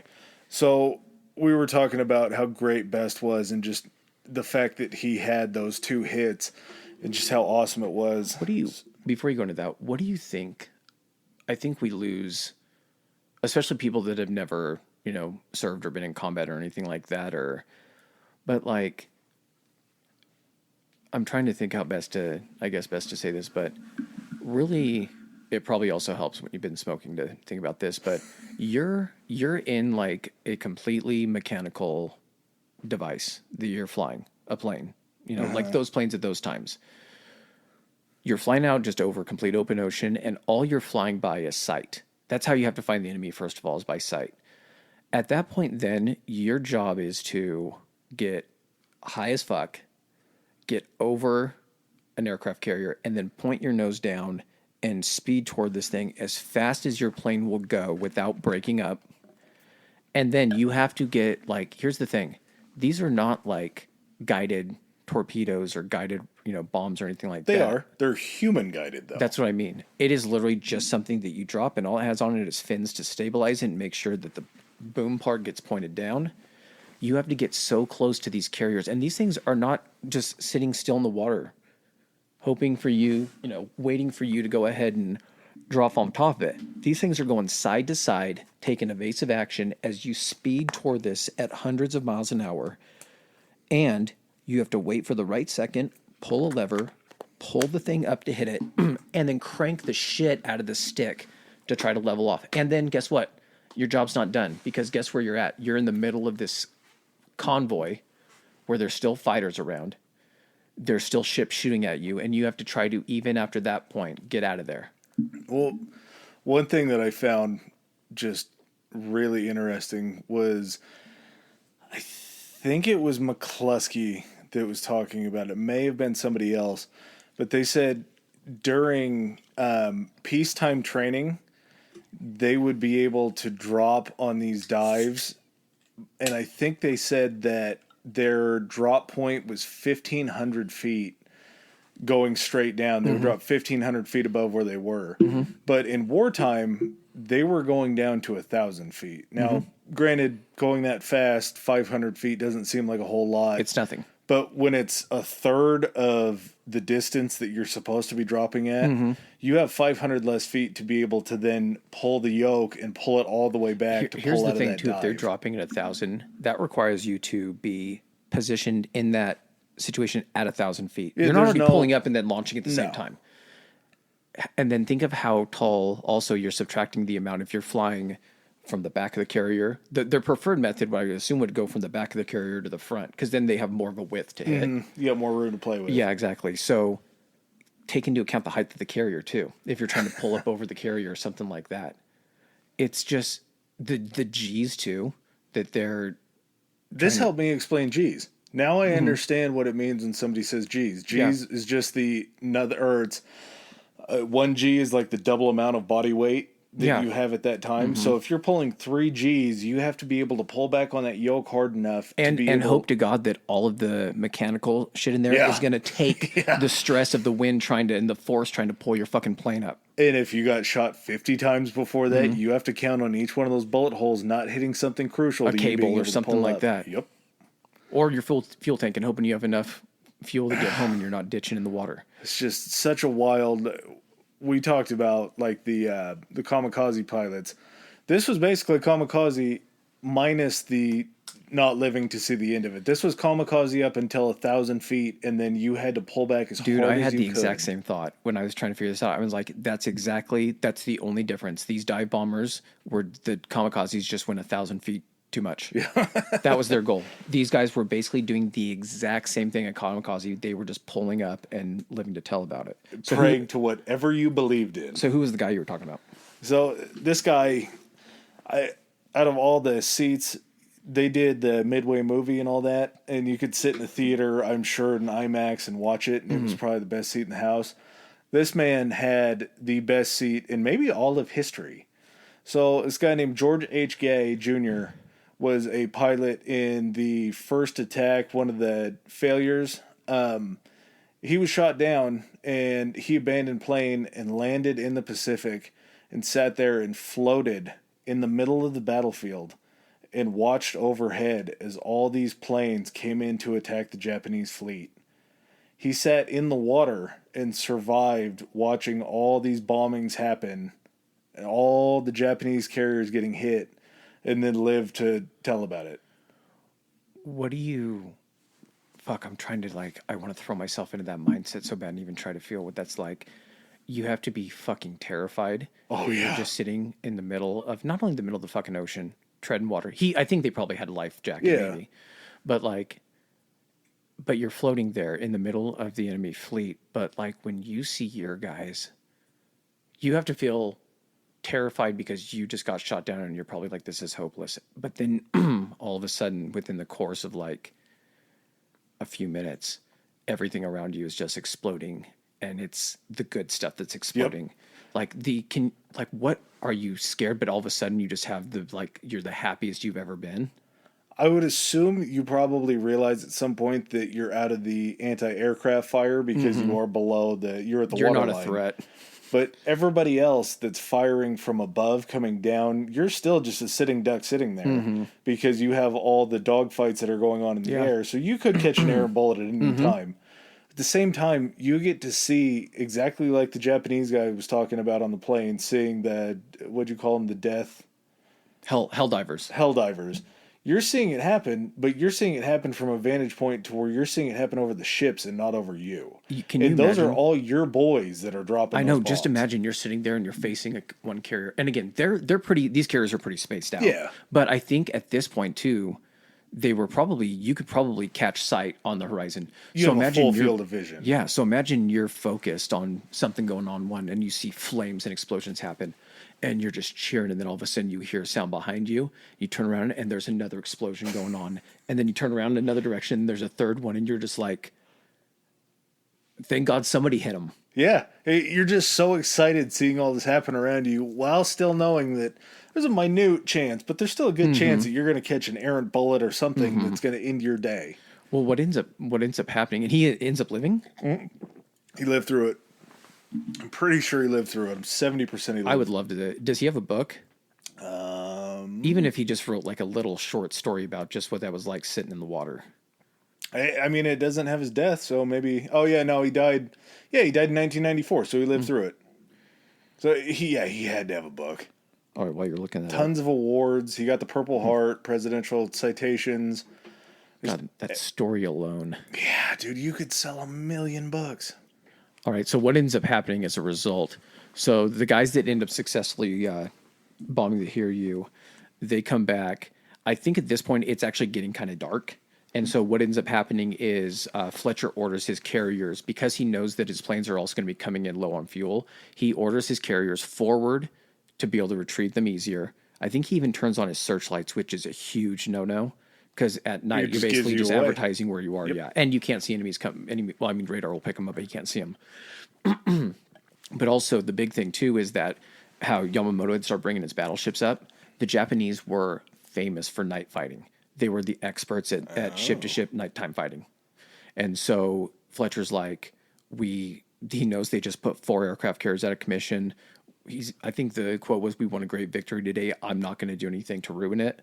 So as soon as he's able to retrieve his planes, he ends up hauling ass out of there with the Hornet and the Enterprise.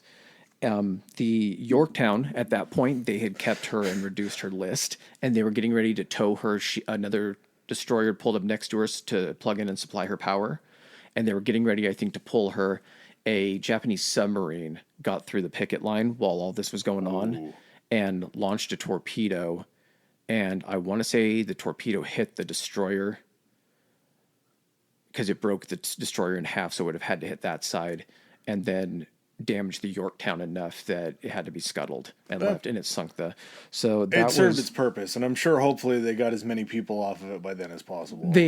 Everyone had already been off of it, and by that time it didn't go down quick. They just determined that like the damage they received from that set back enough of the repairs that they didn't have time to re-repair it. So Well, and it was just a shield at that point, so good that it hit that one.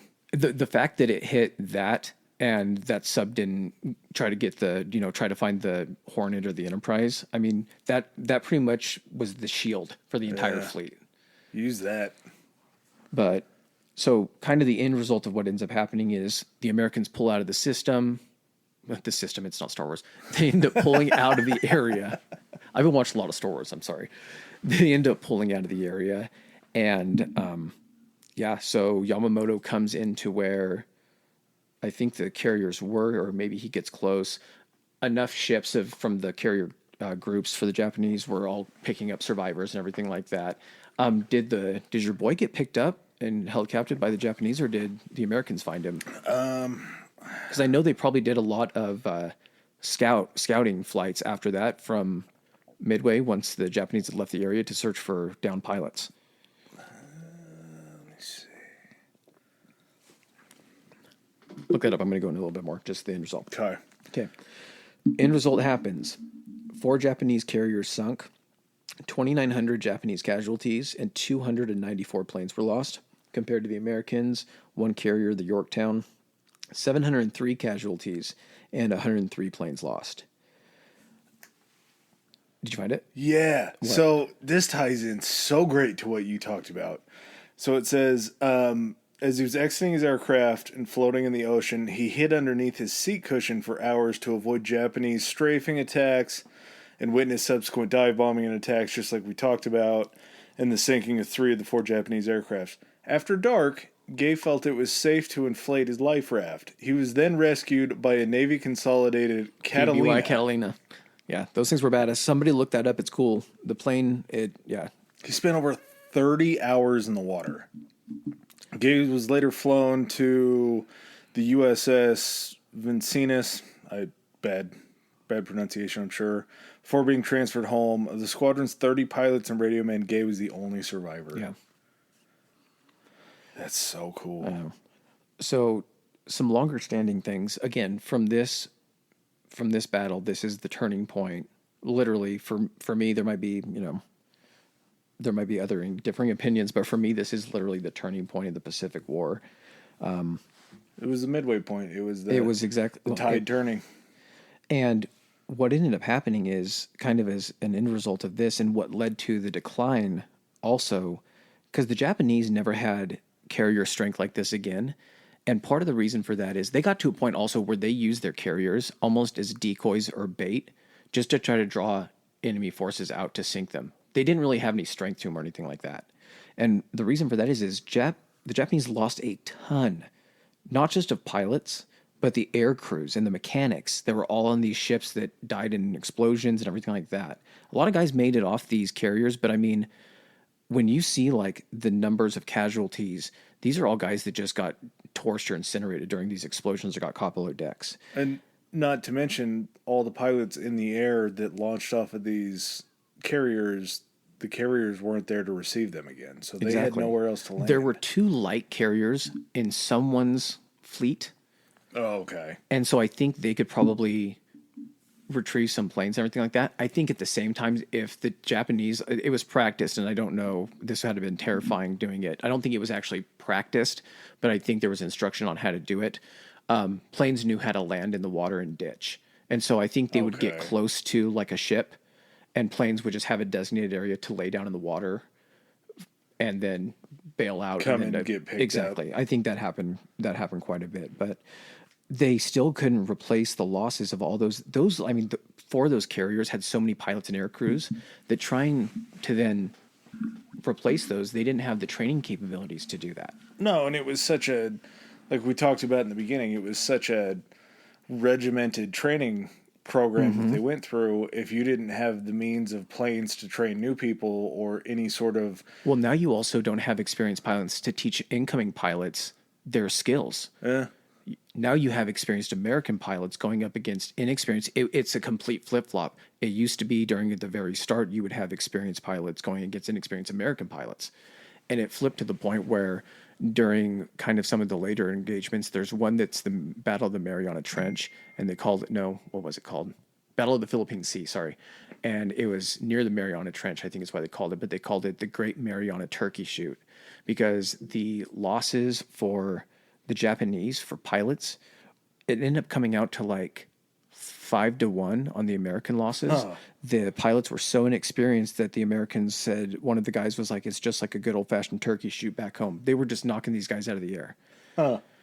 So I think that was, definitely in my opinion, the turning point for it. And Well, not a whole lot of this account of Midway really made it back to the Japanese mainland, did it? no, I think the Japanese, I'm wondering if they called it, I don't know if they went full North Korea and called it a victory, but I think they maybe said that they reported on the American carrier sunk, maybe one of theirs damaged or something like that. But no, for the most part, throughout the entire war, the main Japanese populace had no idea.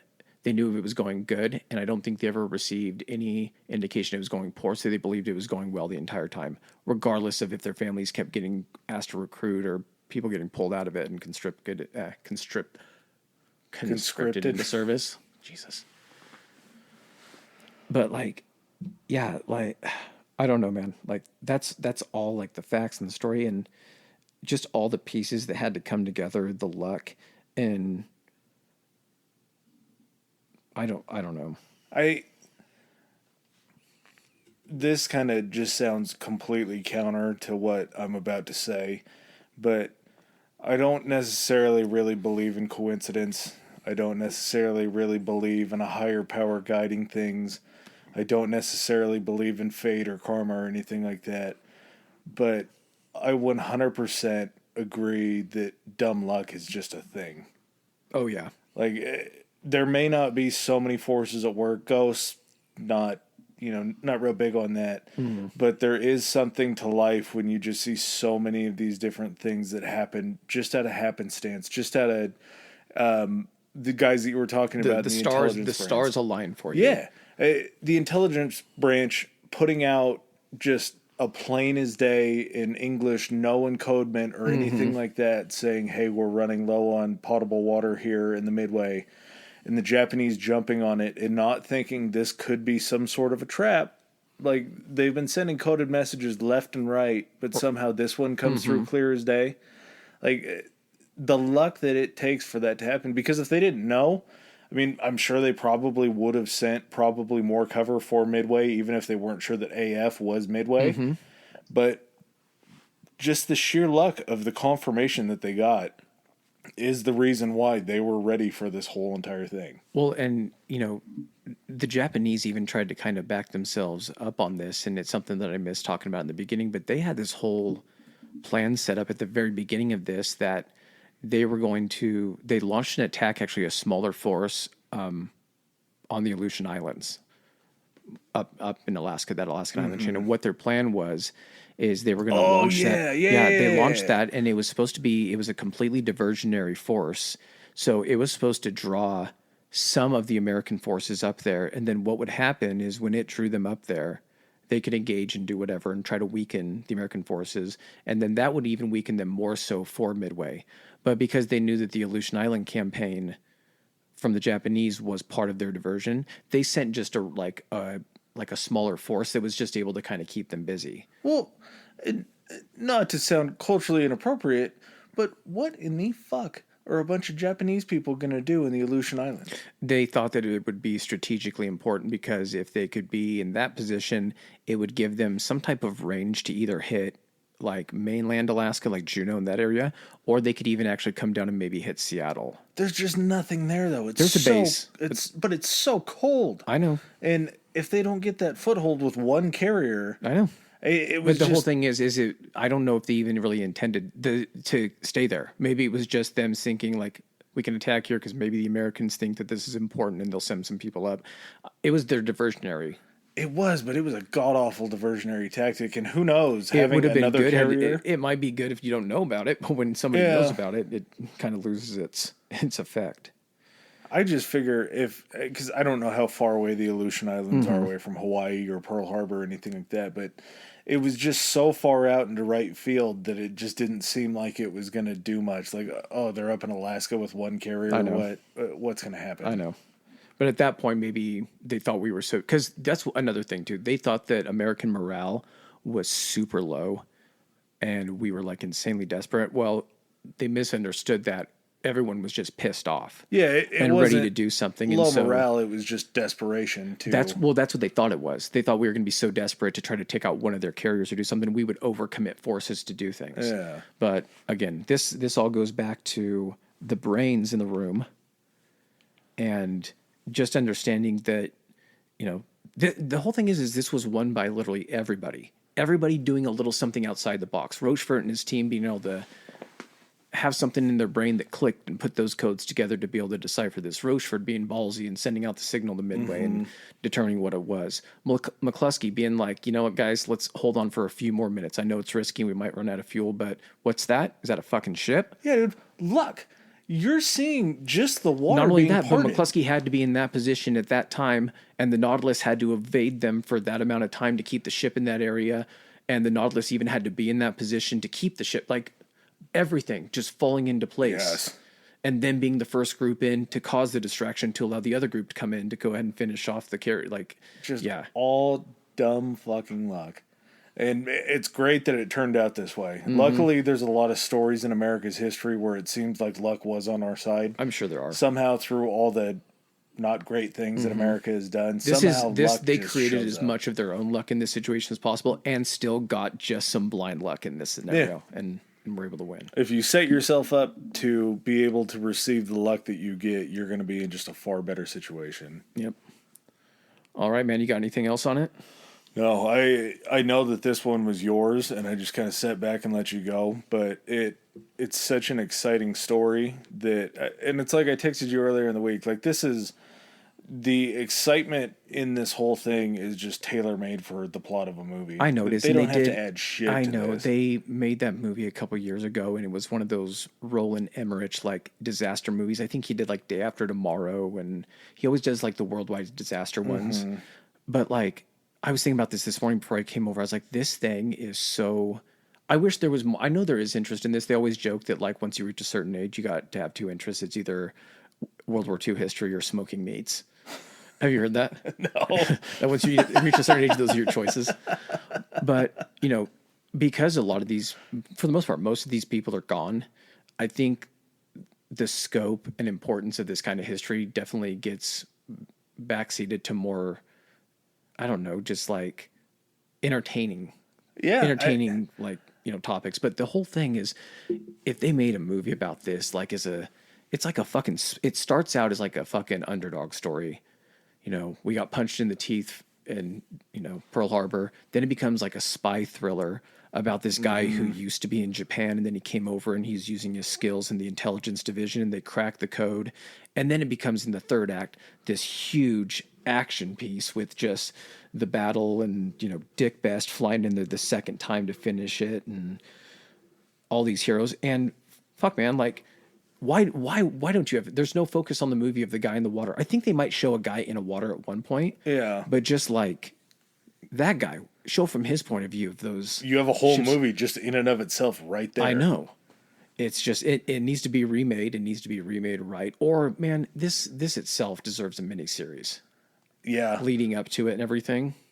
Unfortunately, now I feel like the way that history is going to get passed on eventually, and this is just I don't want to do a soapbox about the dumbing down of society or anything like that, but there's going to be a lot of this stuff moving forward away from World War I and World War II, that some of the better accounts of historical accuracy is going to come from movies, and movies just aren't historically accurate. Mm-hmm. And it's a bummer that it happens that way. I know. But it's because like situations like, what is this not entertaining enough? Yeah. Like I knew the Midway movie, it does focus on this and it does the code breaking and everything, but then they like shoehorn, you got to shoehorn the love story in there for some reason, even though it's not big, but like this in itself, you don't need to embellish this. No. This thing has everything. Yeah. How are you going to get a ship that was damaged, it was going to take 3+ weeks to fix, up and running in 72 hours just to go out there as a skeleton of itself? I don't know what % complete it was, but in 72 hours for that thing to be floatable and to be able to launch off again. And it led to, one of the groups ended up destroying one of the Japanese aircraft carriers. Yeah, there's no hyperbole needed in that whole entire part of that. It's just, Do it's a movie right on there. the Yorktown. This whole thing was just awesome. There's some of the, obviously you're more geared towards a lot of World War II stuff, and I appreciate it because there's a lot of this stuff that flies kind of not within my radar. And so when you bring it up and I get to look into it, I'm just immediately like the first 10 minutes into a book, first 10 minutes into another podcast, the first 10 minutes into just a little bit of research, a documentary, I'm just immediately like, oh shit, this is why he's into this. This makes total sense to me. And where you bring a lot of this stuff in, I feel like my brain works in a little bit different way towards like killers and cults and different things like that. I totally understand why you lock in on this stuff. Same thing like when we did the Library of Alexandria. I had heard about it, I had known about it, but until I actually dove into it myself and really got the feeling for what it was, it just immediately becomes like, this is notable, this needs to be talked about, and it needs to be encapsulated in a better way than just a movie done by Christopher Nolan or anything like that. I think that's why I have so much fun with this. And I'm not going to say why we're so successful. I was going to say why this is for us though. Like, I think the reason that like I enjoy doing this so much is that you have like a knowledge set that differs from mine. But when I start to study the stuff that you bring up and want to talk about, I'm like, yes, I can instantly see why this is interesting. It just never, you have your lanes. Yeah. And everything. And I'm like, I just never put my blinker on and turned it into this lane. But now that I'm in this lane, like I want to talk about this and see how interesting this stuff is. So I think I like the fact that we do complement each other in that way. Yeah, dude, we just away from this, I was thinking about it the other day, and we've known each other for 12 years at this point. And we still learn about each other almost every single week that we do this because of the things that we go into and the things that we check into. Like, it's a new way to see something completely different that you never would have thought of. We're building our friendship. Absolutely.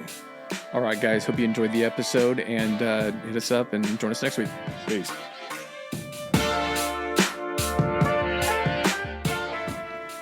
All right, guys. Hey, thank you so much for making it through another episode and sticking with us. If you want to kind of follow up on the next upcoming episodes, get some teasers, Adam, can they get us on the Twitter? They can get us on the Twitter. Our Twitter handle is historically high. That's historically HI. Nice. And on the Instagram? Our Instagram is historically high pod. That's historically high POD. And what happens if your social media inept? If you have any issues where you can't figure out social media, our email is historicallyhighpodcast@gmail.com. We set up a landline. Just in case. You guys can go ahead and shoot us any question, comments, or even maybe suggestions for future episodes, something you guys want to hear. Yeah, high thoughts, questions, anything like that. We're always open. We'll always get back to you. Hell yeah, guys. See you on the next episode. Peace.